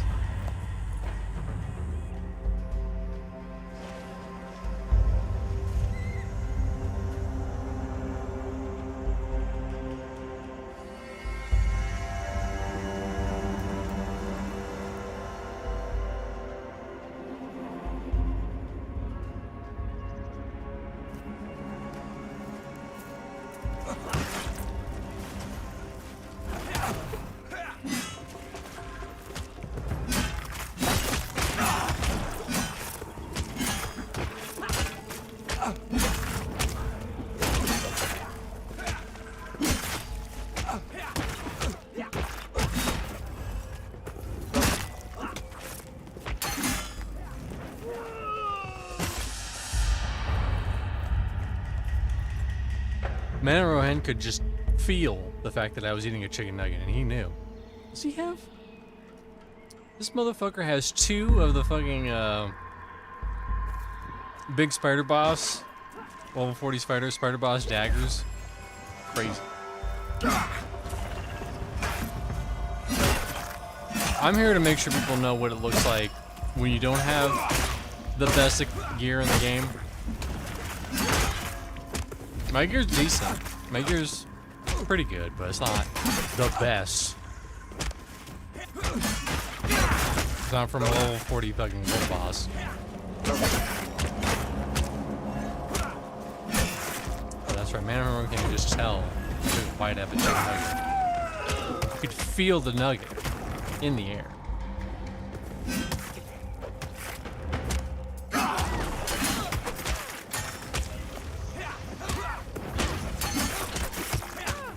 Feel the nugget. Listen, when you're in the bedroom tonight, Man Rohan, just try that out. Let's be like, listen, feel the nugget. See what happens, you know? It'll either work out or it won't work out. It probably won't work out. Yeah, I feel like we're at the point where no one is actually playing the game as if they were, if the economy was balanced at all. Well, maybe not no one, but a lot of folks are geared to the teeth. I don't have 2 Aganoth daggers, whatever the fuck his name is. So therefore, I'm gonna complain. Jabba. If you want to drop some daggers into my inventory, I won't say anything.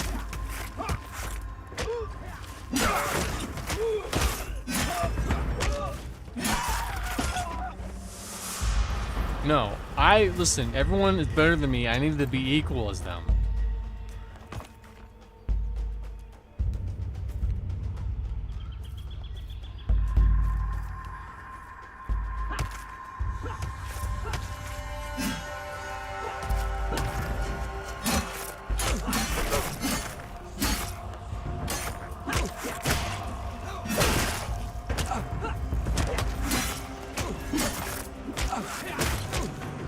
Probably shouldn't have this dagger until 30 plus. I give up. Listen, guys. Because you should have it at a certain level doesn't mean people will.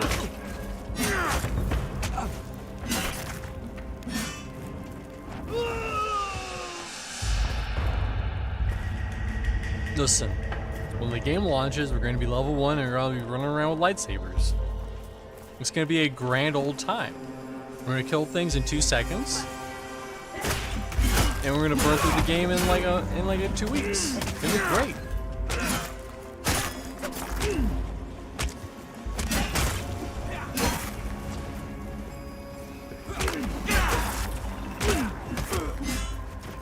But listen, someone's got to try the sword meta, alright?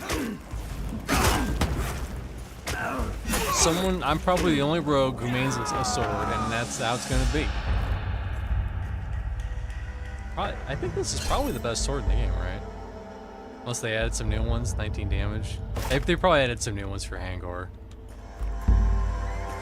They must have, right?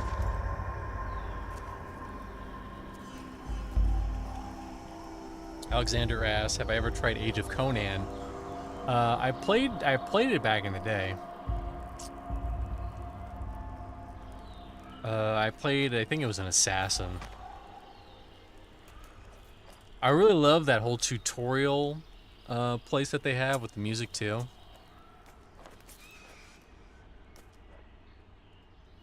Excuse me.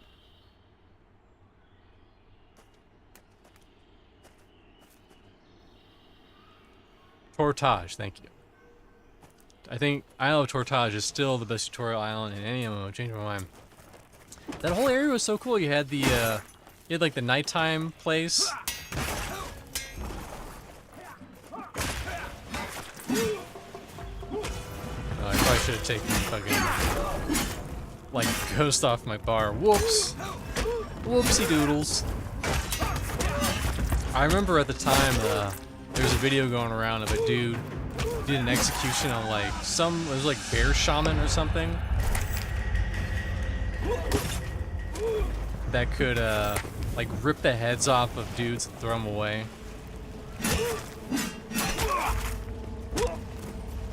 There are also some really cool classes in that game. Herald of Zoti, a Clothy with a big sword that uses magic. Awesome. Your main was a bear shaman. Makes sense.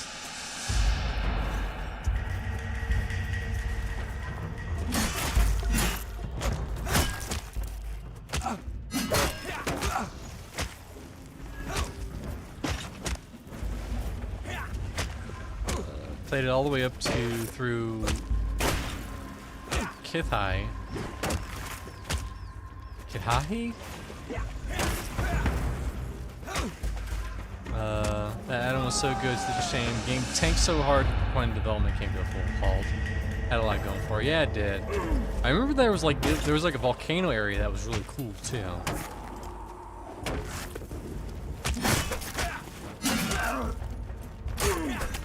Also, Tempest of Set was a very cool healer mage class. Yeah.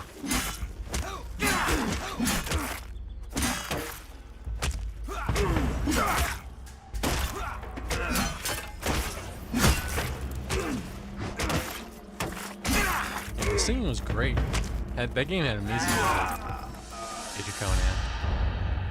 Let's see if I can actually put this on my bar now. There we go. I mean, it moved. We gained an experience. We're gonna be level 20. We're gonna beat the game.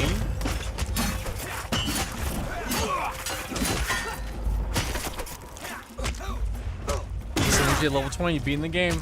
Don't look at Hangor. Hangor doesn't count. That's post-game content.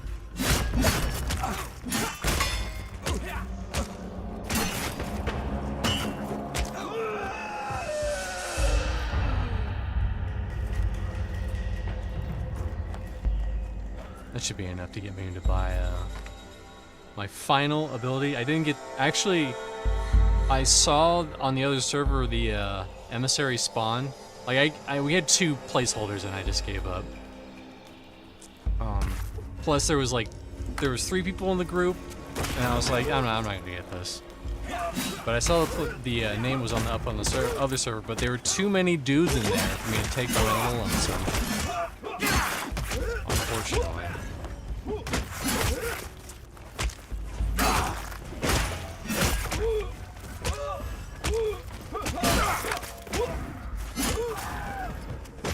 I'm probably gonna get on Embers tomorrow.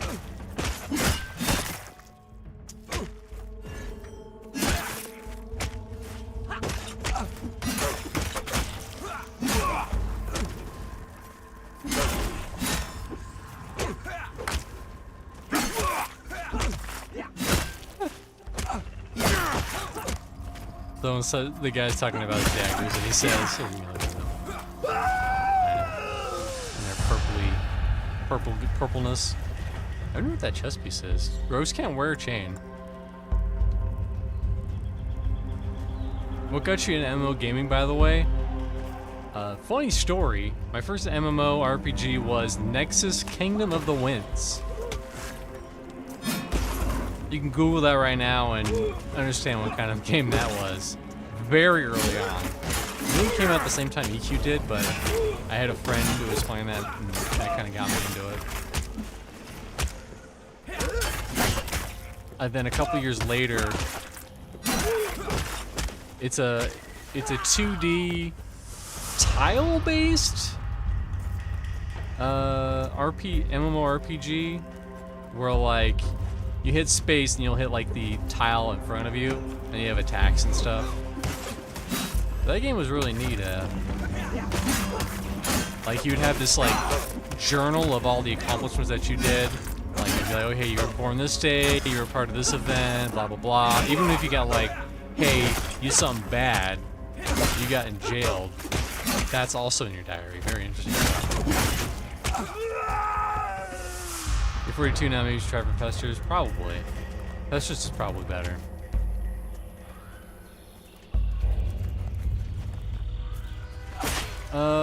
So Nexus was originally owned by Nexon, if you can believe that.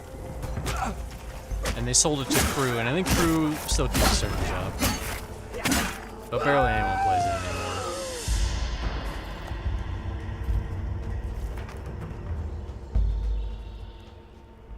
I don't know if he's joking, but he said like it gives him plus 150% aggro on his daggers. Probably because he has 20 fucking percent. I can read the stats. They're in front of me now. 5 hit, 10 haste per one, and they're like 30 damage. So 20 haste, 30 damage. Good luck having any tank that can actually like hold aggro off of you. I don't think there's any weapons that are just better, period, even for like tanks.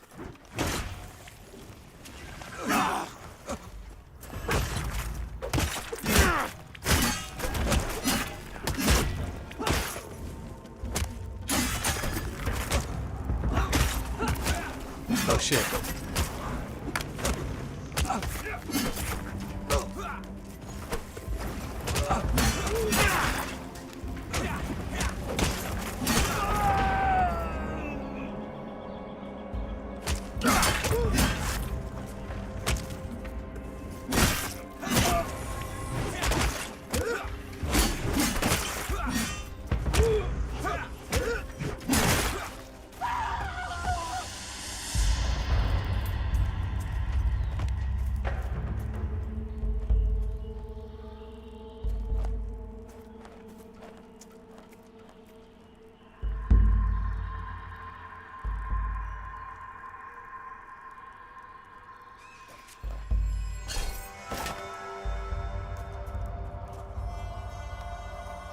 Yeah, this camp is a lot easier with an enchanter.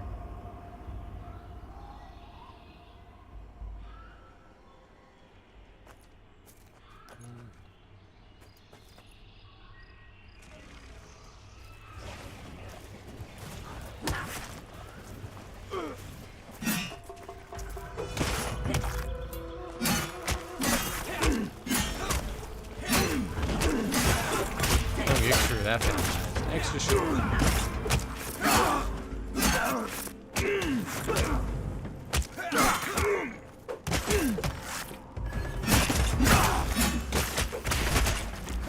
Farmer now. 65%?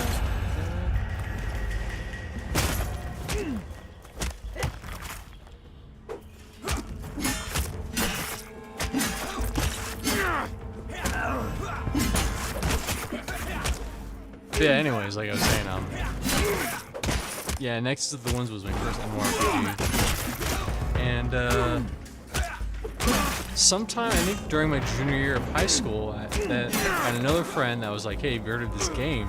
It's called EverQuest. And this was when, this was sometime after the Kunark expansion had been live. He was like, you should check it out. I have a paladin, blah, blah, blah, blah. I can power level you. And I was like, what's the point of power level? And he's like, oh, you'll find out.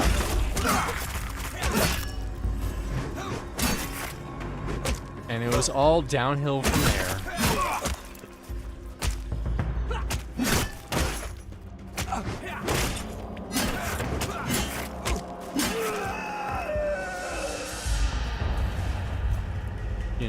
probably would have became like a famous banker at this point. If you know, I didn't get introduced to Nexus Kingdom of the Winds or EverQuest, but you know, here we are.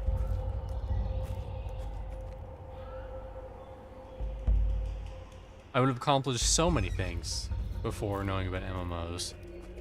Although it's hard to imagine a life where I didn't play any MMOs, period. Because eventually someone would have talked me into playing WoW.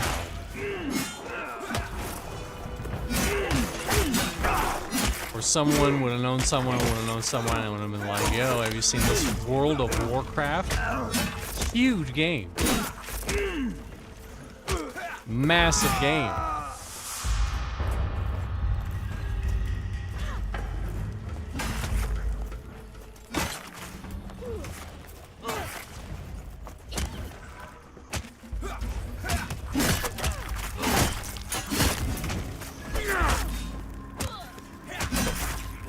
Famous to other bankers or just famous to everyone?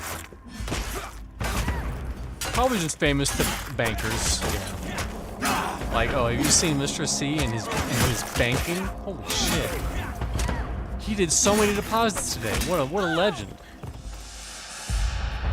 Or whatever. I don't know what the fuck like high-end bankers do. They do some banking shit. You know, they're looking at the numbers and deposits, and they go look at this, and their loans, and the mortgages, and you know, they do all that crazy stuff.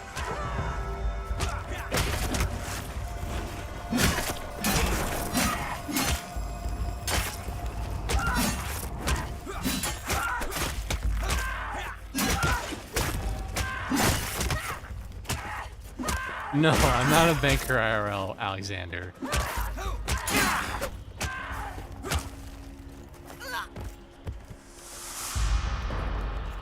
That's just me making stuff up.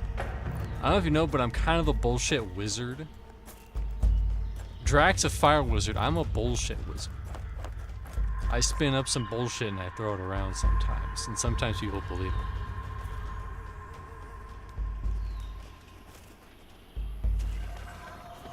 Like, what was I talking about with Nathan the other day? Where he was like... He fell hook, line, and sinker about me talking about, like, they were adding, like, a classic mode for some game. I remember what game it was. I was just making shit up. But I try to make my lies more believable. Or more understandable that they're fake.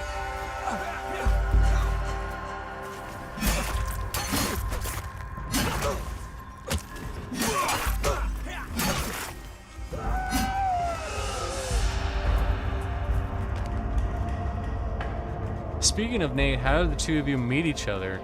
Well, funny you mentioned that. Kind of how I know a lot of SGL more personally than I did before was basically because of the Plus U. Plus U 2.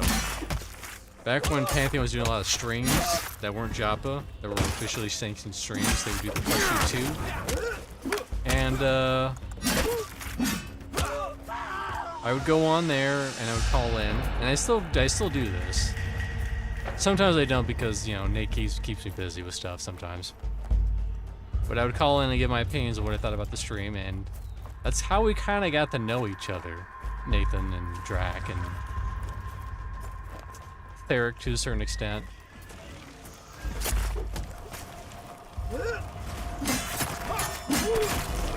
And then I think, we knew each other more. We started hanging out. Yeah, I was just a call-in guy. Oh, I hit that guy. Who goes there? Thanks for the follow, Kristen105. Appreciate it. How you doing today?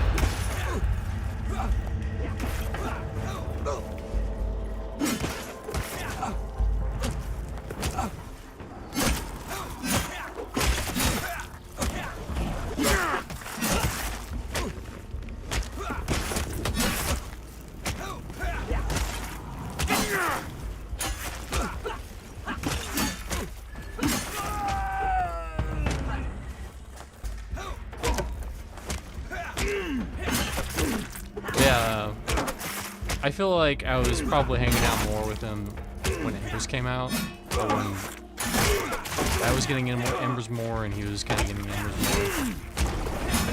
more. This was back when fantasy football was like 20, maybe 22. That's how long ago it was.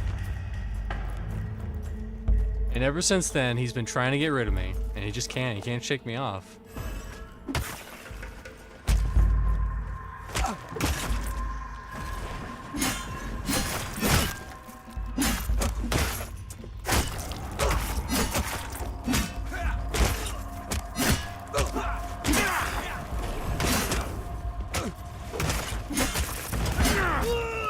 Funny, my first foray. Have we met IRL yet? No, we've never met IRL. Although if that Embers Adrift meetup does happen and Nate is going, we'll probably meet up there. It'll be as the Flintstones say, a gay old time.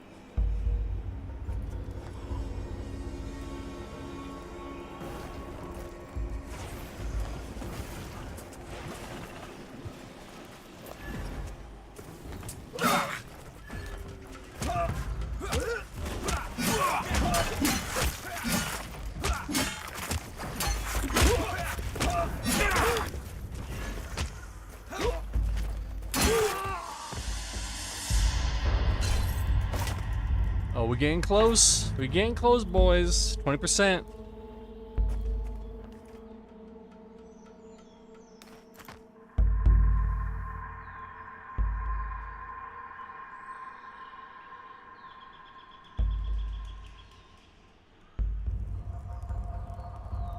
Mujin spent a day, or was it a night, with Nate some time ago for retro night. Would you want to have a sleepover at Nate's place?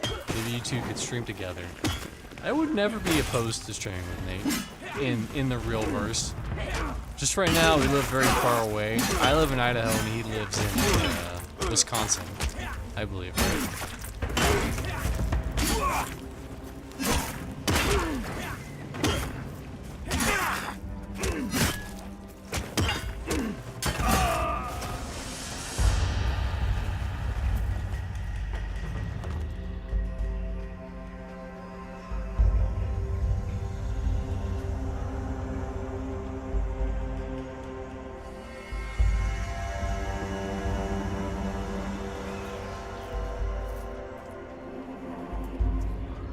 But you know, talking about being on the old plus U's, I think they were like all the way back from last October, is that right? October of 2022? Maybe 2023? They've been a while.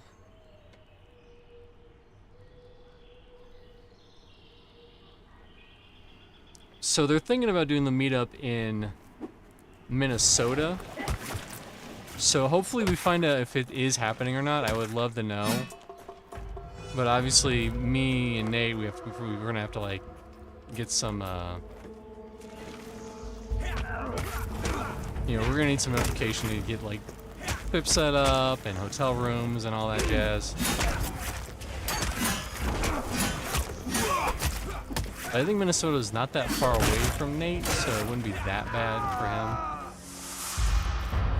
He could probably drive there, but for me, I'd probably get a plane and get a hotel. So again, if they are going through, they should probably let Nate know, at least. Be very public about Nate knowing it. Or let Nate know so that Nate can let me know so that I can know. But I'll probably have to watch back and look at some of those old plus U2s. Post dev stream plus U2s. To see exactly what Nate's response was in reaction to me on there. Early on when he didn't really know me that well. Would that be my first time in Minnesota? Yes. I've never been in Minnesota, so it would be my first time there. But apparently there's a lot of Bigfoot enthusiasts in Minnesota, so it's got that going for it.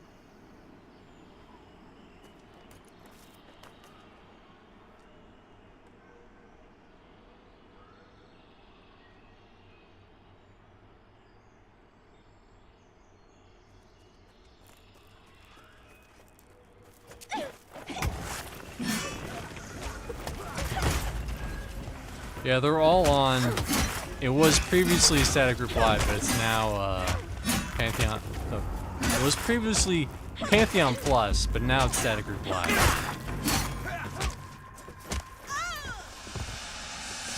But yeah, all those streams are up. They're on the YouTube channel.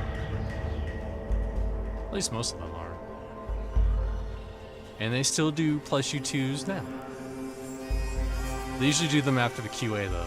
QA stream. QA Discord calls now. That's a lot of mental you got to do. They do them after the QA whatever's. Whenever those end.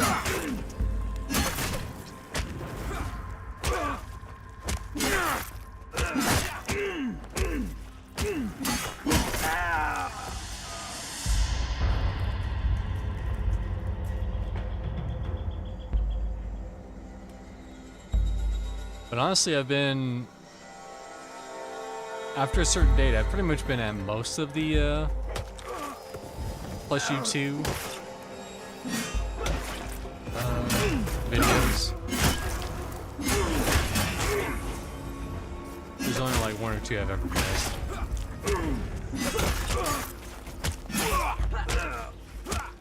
That's kind of how I know Redbeard Flynn a little bit too, is from those.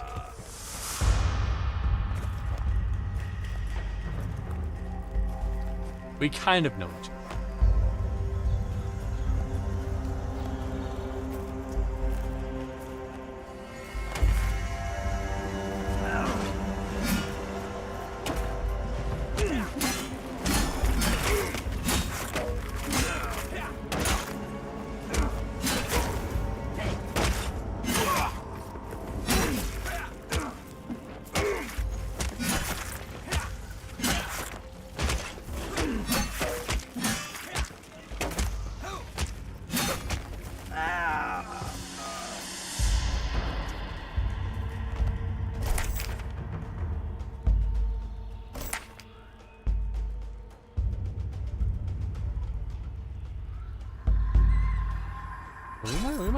We might hit 20 coming up.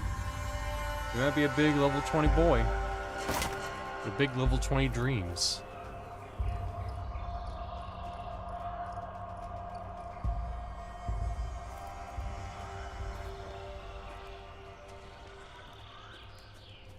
And I'll be able to level with, be able to group with Gulo's alt, which is higher than his main, but you know. Things happen. Things happen.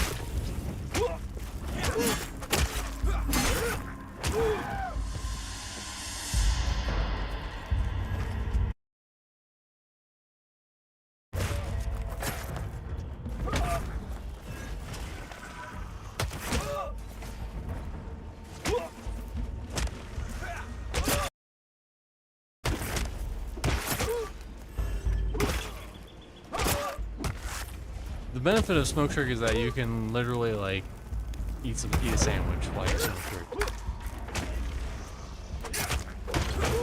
It's your excuse to get 12 seconds of break.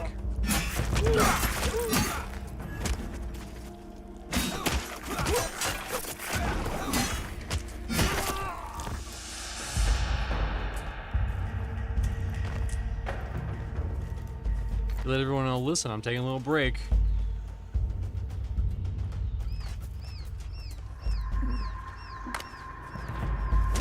I really want to see you meet up one day to do a horror night stream. Horror, you have to say it like that.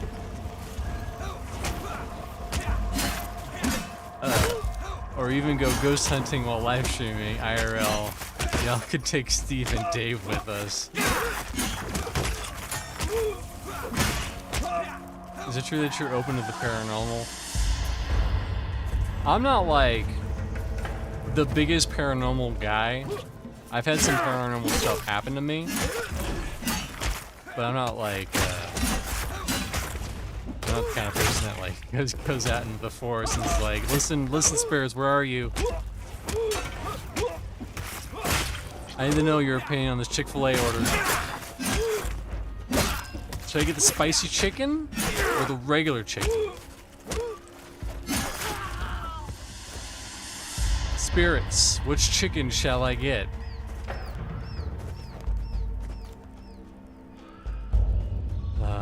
Yeah, that would be a hilarious stream, though. I mean, with just Nate, Steve, and Dave, hilarious. So many things are gonna happen on this stream.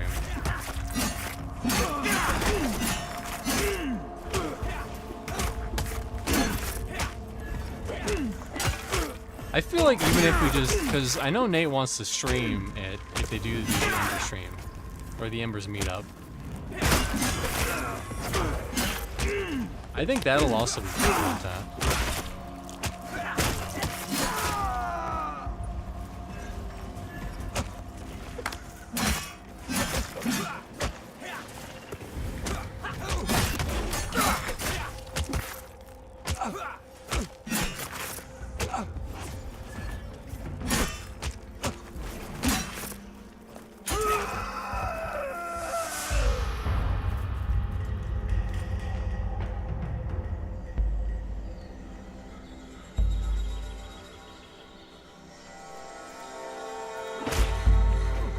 It'll be weird. It'll be interesting though, because we've never really seen all of us full body together.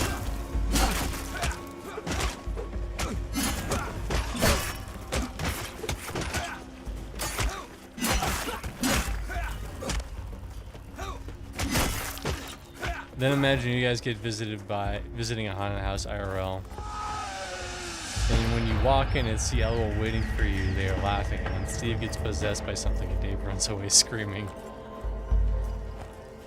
Yeah, that'd be a lot of fun.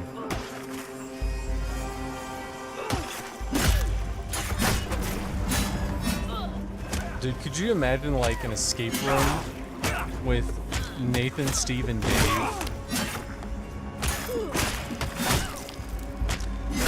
Or even like one of those horror. I have to say it like that ever since Nathan. Like horror, a themed escape room, streamed live for everyone to see.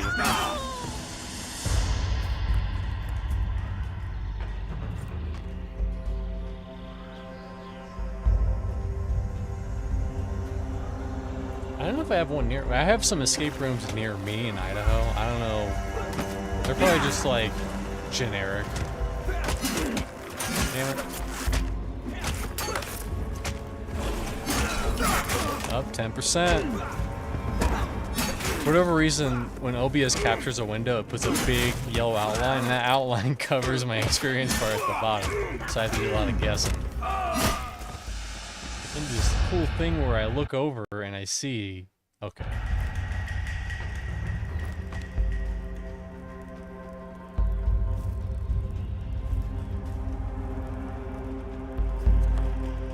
So everyone, nope.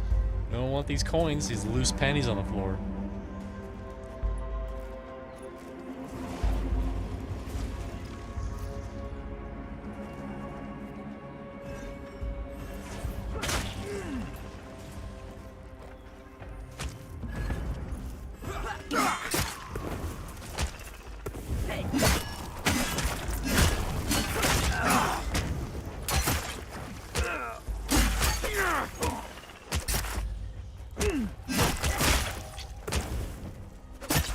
That escape room stream has to happen, but how'd you convince Nate and the boys to do it? Probably with ghost pepper chicken. I mean, if it sounds funny, he'll probably do it.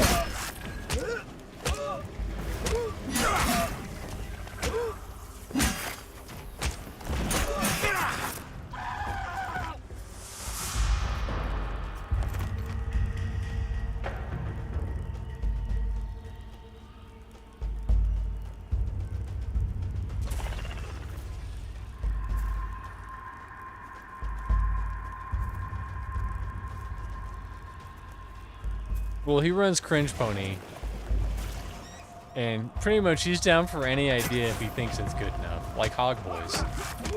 What the fuck is Hog Boys? I don't know, but that's what he's all about.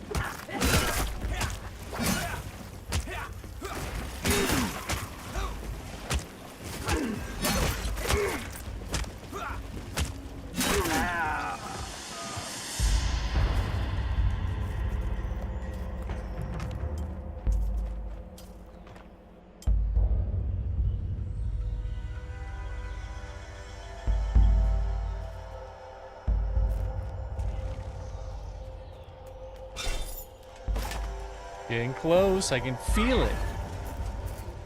Feel it in my bones. The experience. The love. Come. That could have been a Mesbreaker. Nothing was there, so we're good.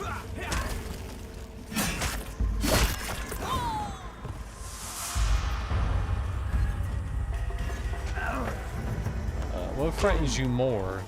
Going to bed at night and seeing a shadow ghost figure in the corner, or falling asleep and waking up to aliens in a spaceship? Which one would be worse? I mean, those are both not good.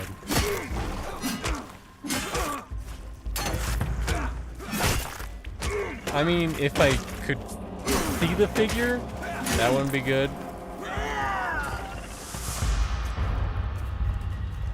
I mean, aliens could be bad. Because this is what I do. If I see something out of the corner of my eye, usually I'll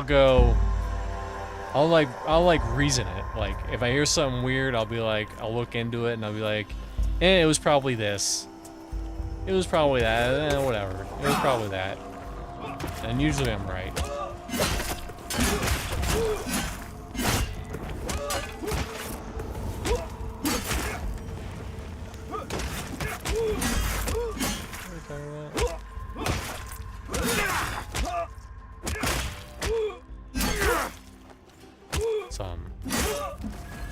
Something about a bunch of gloves.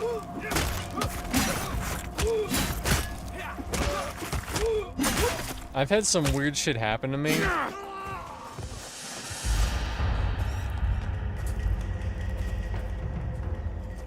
But I'm also like also able to say like, you know, maybe I was like auditorially hallucinating something.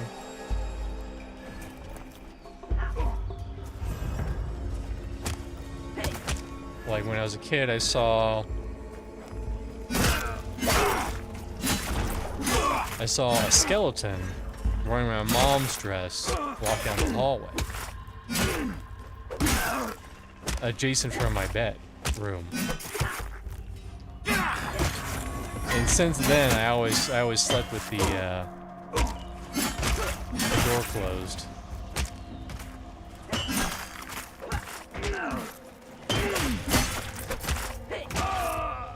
I probably need to get a 20.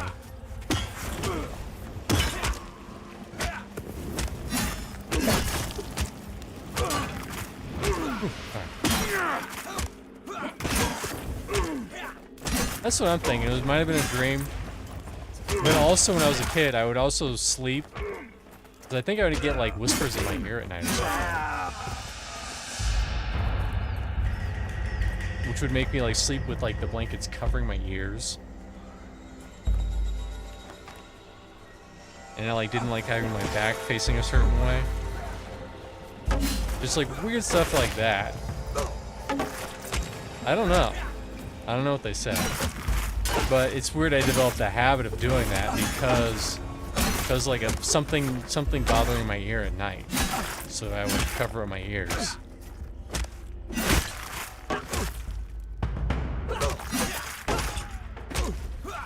Just weird stuff like that happening. Dang, 20, look at how glowing it is. So glowy. So beautiful. I'm a big level 20 boy. Gonna eat this rock. Ate it. Or eating this rock. I ate the rock.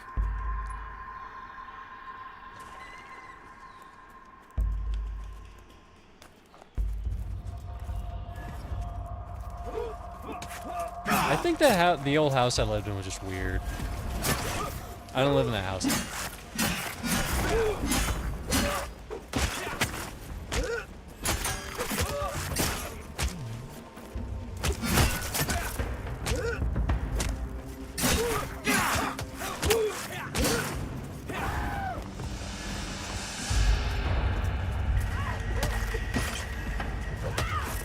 Probably like the only real experience that I've had ghost related. Well, there's 2 stories, alright? Actually 3 stories. One of them is like kind of weird and probably written off. 2 of them One of them is probably like the most closest to an actual ghost story that I have. So, my brother, his girlfriend at the time, they lived at this really old house, right? And apparently, at one point, the owners of this said house, really like a long time ago, there was a dad and his wife and his daughter, and the dad unalived the daughter, the mom, and himself. So I wasn't over here very often, but one time, this was like in the afternoon or something, or maybe it was like closer to noon. But I was taking a nap in the living room, and I hear these like weird whispers in my ear, like these weird whispers, right? And I wake up, and my brother and his friend, they're playing EverQuest in the other room. And I was like, wait, guys, why'd you wake me up? And I was trying to sleep. Why are you fucking with my ears? And they're like, we've been here the whole time. We've been grinding. In fact, what we're doing, you know, we wouldn't have been able to do anything.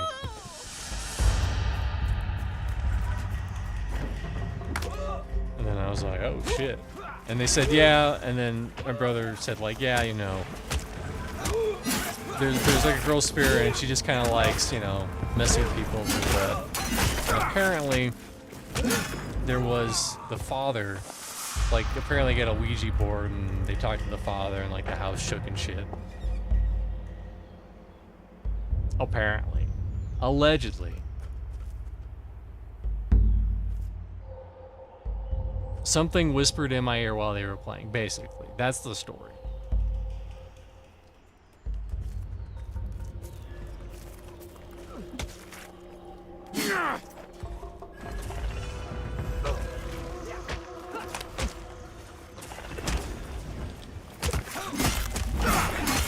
And apparently that house has had a lot of history like that.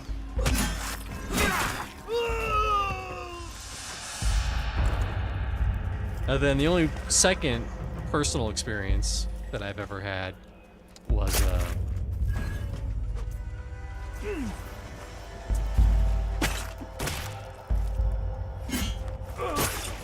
said entered, but did anything touch you physically? This wasn't at night, this was like at noon at the day. This was just me like taking a nap on a couch in another room. I basically just heard whispering when I woke up. This is something else that happened to me. It's really weird. I don't know how. So at this old house,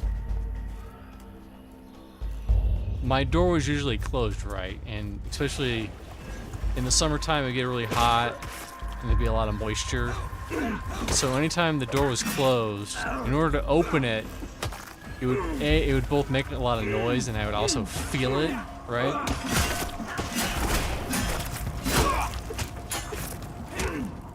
And this one day I was just chilling with my door closed. I think if anyone opened up my door when it was closed all the way, remember like there was a lot of moisture, I had to put a lot of force to close it. I think pretty much the whole house could probably hear it. Like it wasn't loud, but you could probably hear it. So my door's closed. I have a stack of like papers for something.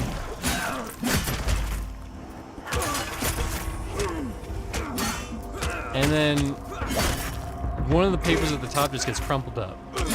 I hear it crumple up, and I look back, and one of the top papers is crumpled up. I didn't crumple it up, and my door's shut. And obviously, no one entered my room because I would have felt it. I would have felt the door opening. I probably would have heard it. So I don't know what the fuck's up with that. I asked because a friend of mine felt something touch him while he was sleeping underneath his bed, like a bluish ghost-like figure. Weird.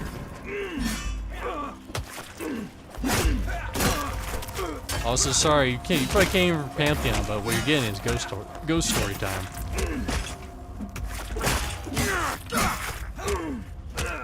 That's interesting. I've never heard anything about, like, blue-eyed ghost-eyed figures. Most of what I've seen people, except for one story, which I'm going to talk about later, he said the ghost thing was angry that he found it? Weird. I try not to fuck with ghosts. Ghosts probably don't exist in most cases, but I try not to fuck with them.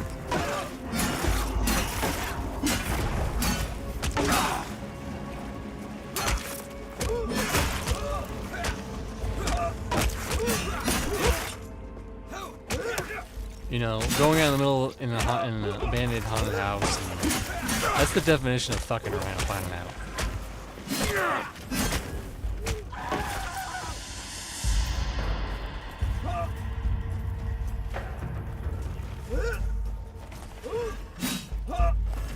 How much would it cost for you to play Nightbook on stream?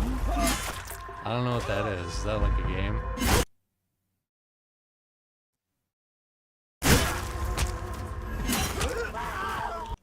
Let me just double check to make sure Nathan's like not planning on streaming in like 2 seconds. No, he hasn't said anything, so.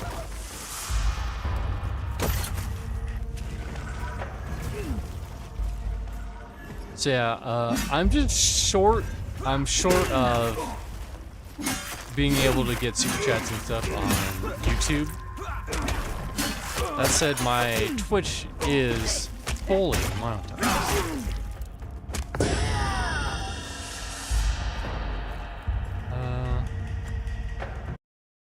I mean, people can get me games, but that doesn't mean I'm necessarily going to play them. Let me look it up. Nightbook.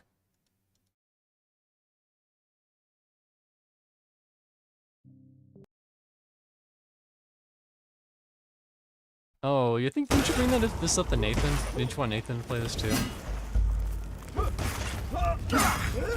Right now, it's 20 buckazoids.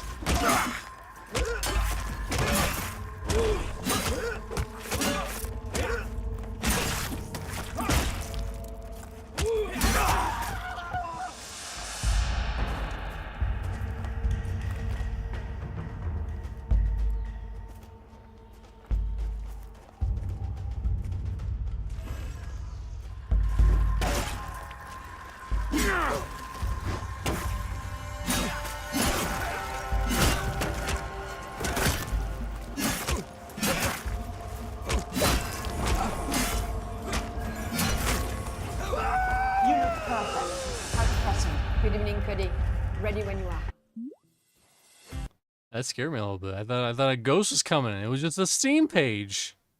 The Steam store was like, "Oh, I'm the Steam page for Nightbook." Whoa! It's a really good experience, perfect for a night stream. I mean, I'll look into it. I don't want to give your hopes up.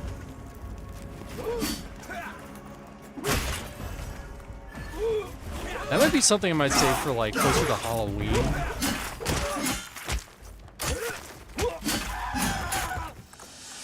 Save that for a good Halloween stream. Cause it's not going anywhere. That game's still there. Let's ask how long to beat. How long to beat Nightbook?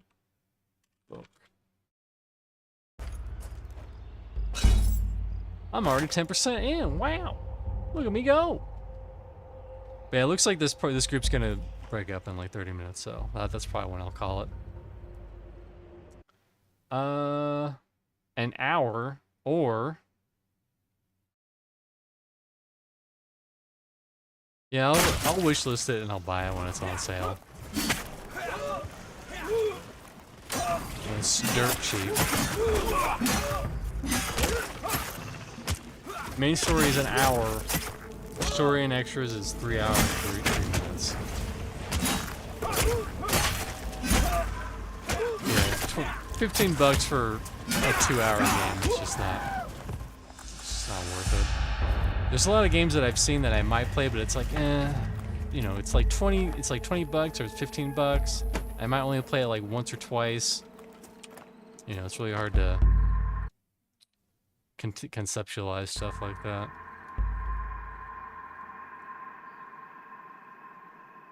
Well, nice, Alexander. I would appreciate that. But like I said, I appreciate any games that are gotten for me in the future, in case other people want to get me games. But just because you get it for me doesn't mean I'm necessarily going to play it immediately. Or, you know, because like if you buy me Civilization 5, I'm probably not going to play it, not going to lie.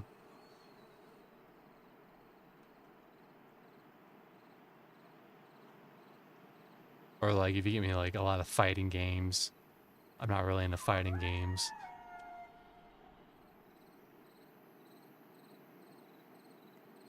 It's feel the vibes, of course, of course. But Drac wanted me to play Masters of Orion 2, and I played it, and he was happy.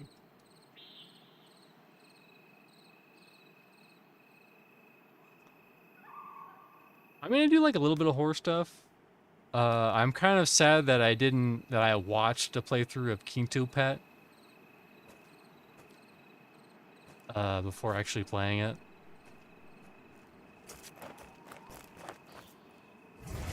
I think that would have been some good content. But I already know what happened, so it wouldn't be interesting.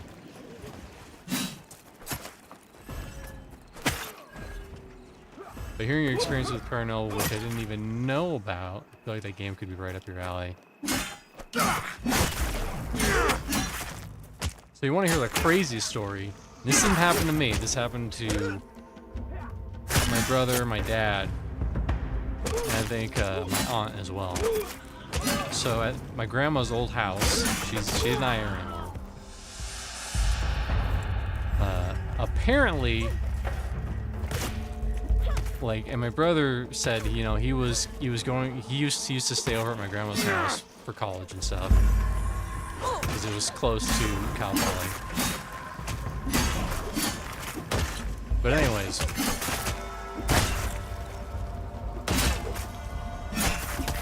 he said he went to the kitchen to get like a snack one night, and he came out, and there was just like the spirit of a dude just chilling there, and my brother was like, "Who are you?" And then he was like, "Oh, you know, I was in love with your grandma,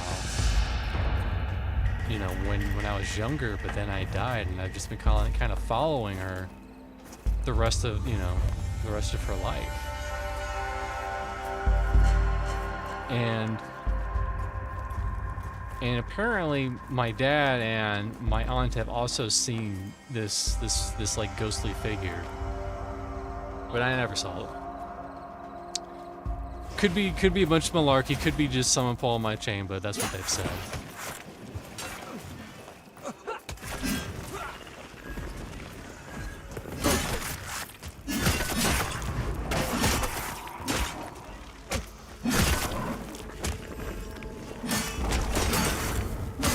Like, does he just chill? Does he just chill now? That I just don't have anyone to. Doesn't have my grandma to follow around anymore? I don't know. Who knows? Maybe he's just chilling at the local Wendy's, wondering what's going down. Listen, I'm dead, but I gotta see what's going on with that chili. Put your face in the chili. You can't eat it, but you can look at it like, yep, that's what it looks like from the inside. My face would burn off if I looked at this normally, but I have the power. The power to know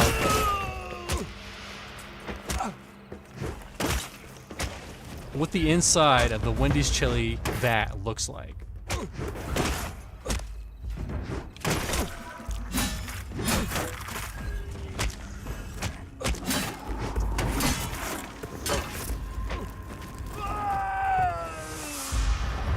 Man, once Black Roast comes out, they're gonna love the shit out of me.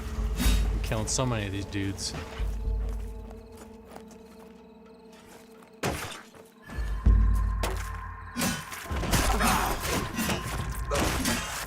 Haven't had any ghostly experiences, but I have had UFO events occur around me. Just so I uploaded something on YouTube. Interesting.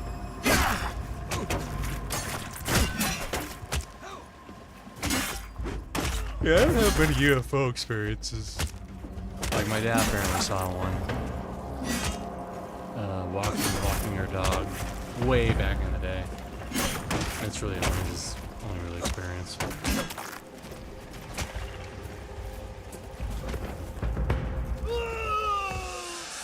My problem with a lot of UFO stuff is that a lot of it might overlap with just like government technology advancements that are just a little like further ahead than people are used to.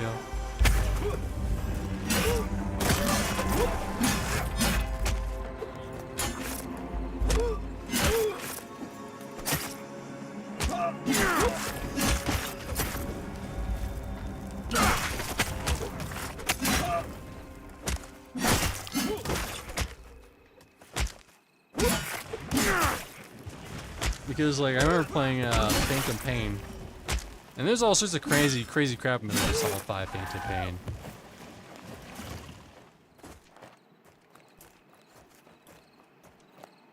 I've seen a number of those things even when I was a kid, and they haven't changed. They still look like I remember seeing them as a kid. Weird.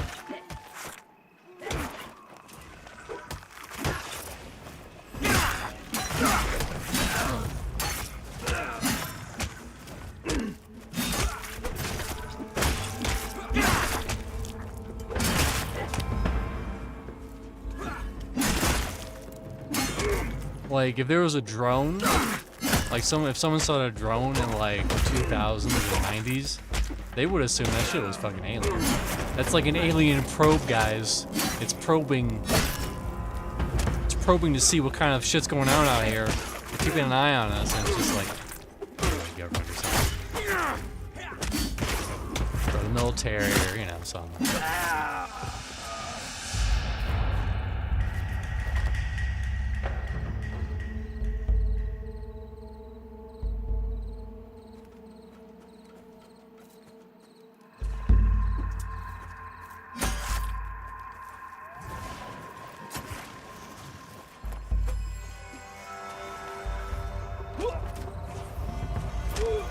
I like that the suns don't make me leave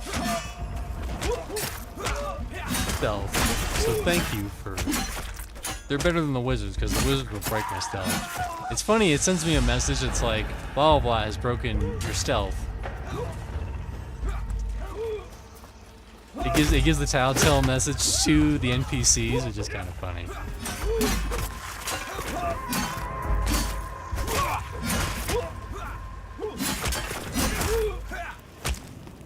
I don't think I broke that one, did I? I don't know if I did,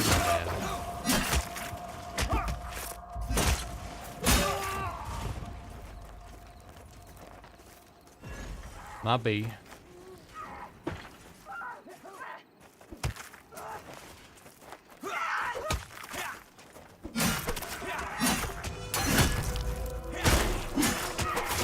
Pick up the video I mentioned later, you can see what I mean. They're basically small metallic orbs and shoot up in the sky.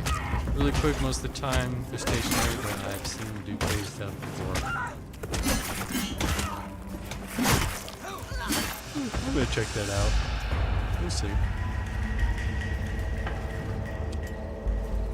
Wait, listen. The stream's almost over. Don't chew on plastic. I think there's food over there, idiot.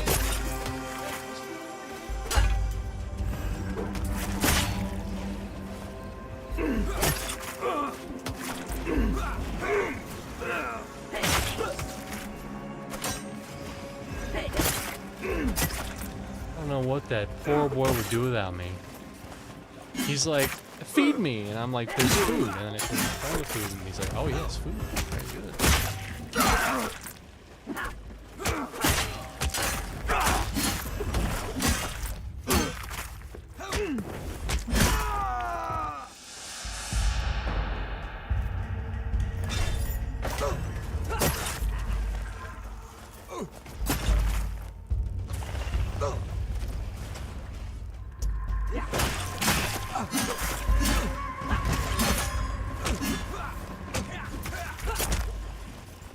Yeah, hopefully they fix that. Oh, thanks, Gulo. Yes, I did hit 20. I am now a big boy with big boy dreams.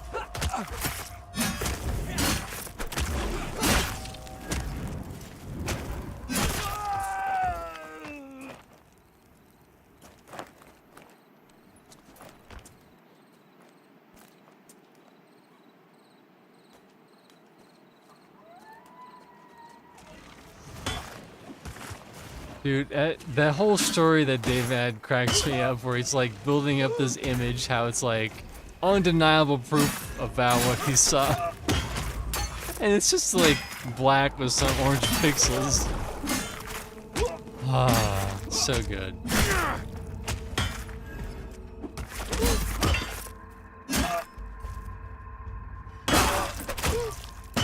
Oh, Dave, where are you? We need you.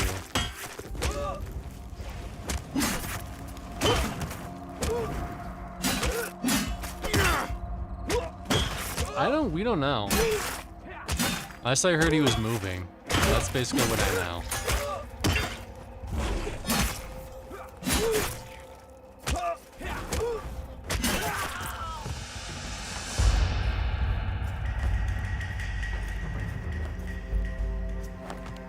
Well, pure Igulo, this is what someone just said. I think any chanter should be played 1 to 5, and I think it was terrible. Anyone that plays that class willingly deserves to live. Apparently, Enchanter is a terrible class to play. I've played it to like 10 before on other tests. Terrible, terrible class. Not good. Someone has to do it, but it's not good.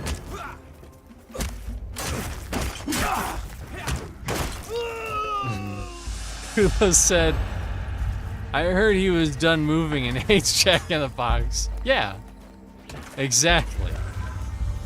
That's all we know so far, Alexander. He's moved and he hates Jack in the Box. That's all we know.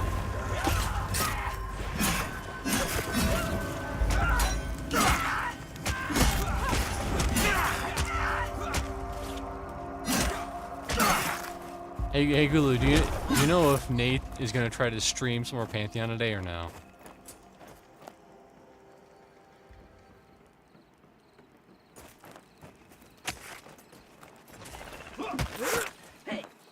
No idea. Okay.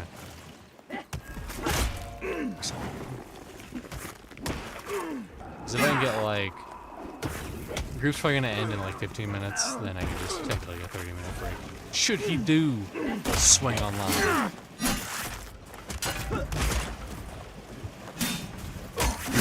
You want to stream, but you don't want to show off you crashing. Yeah.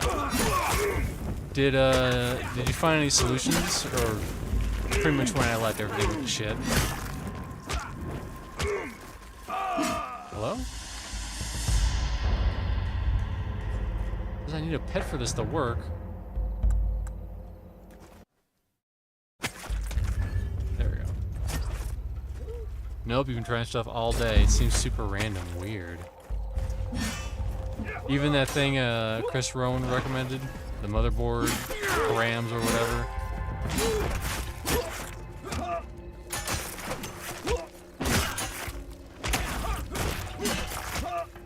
What the fuck is going on? Why is it...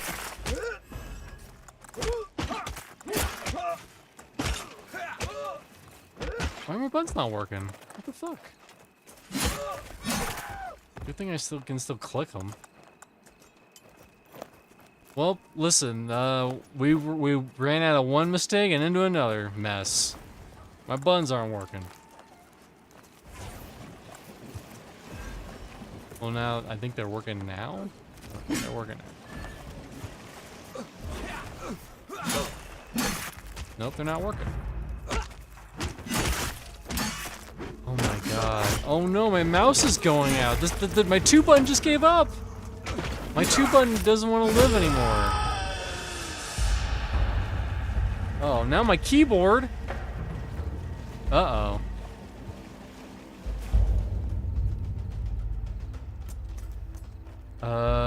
Shit. Good thing I can click the stream off if I have to. The stream won't be on forever. Let's just try typing something over here. Uh-oh. Did my keyboard give up too? What the fuck's going on?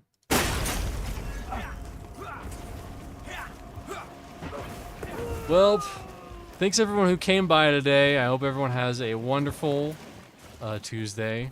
It looks like I just ran into some problems, so hope everyone has a wonderful. This person, dang, we're probably gonna leave anyways. Hope everyone has a wonderful whatever. I'll catch you. I'll be back probably this Sunday.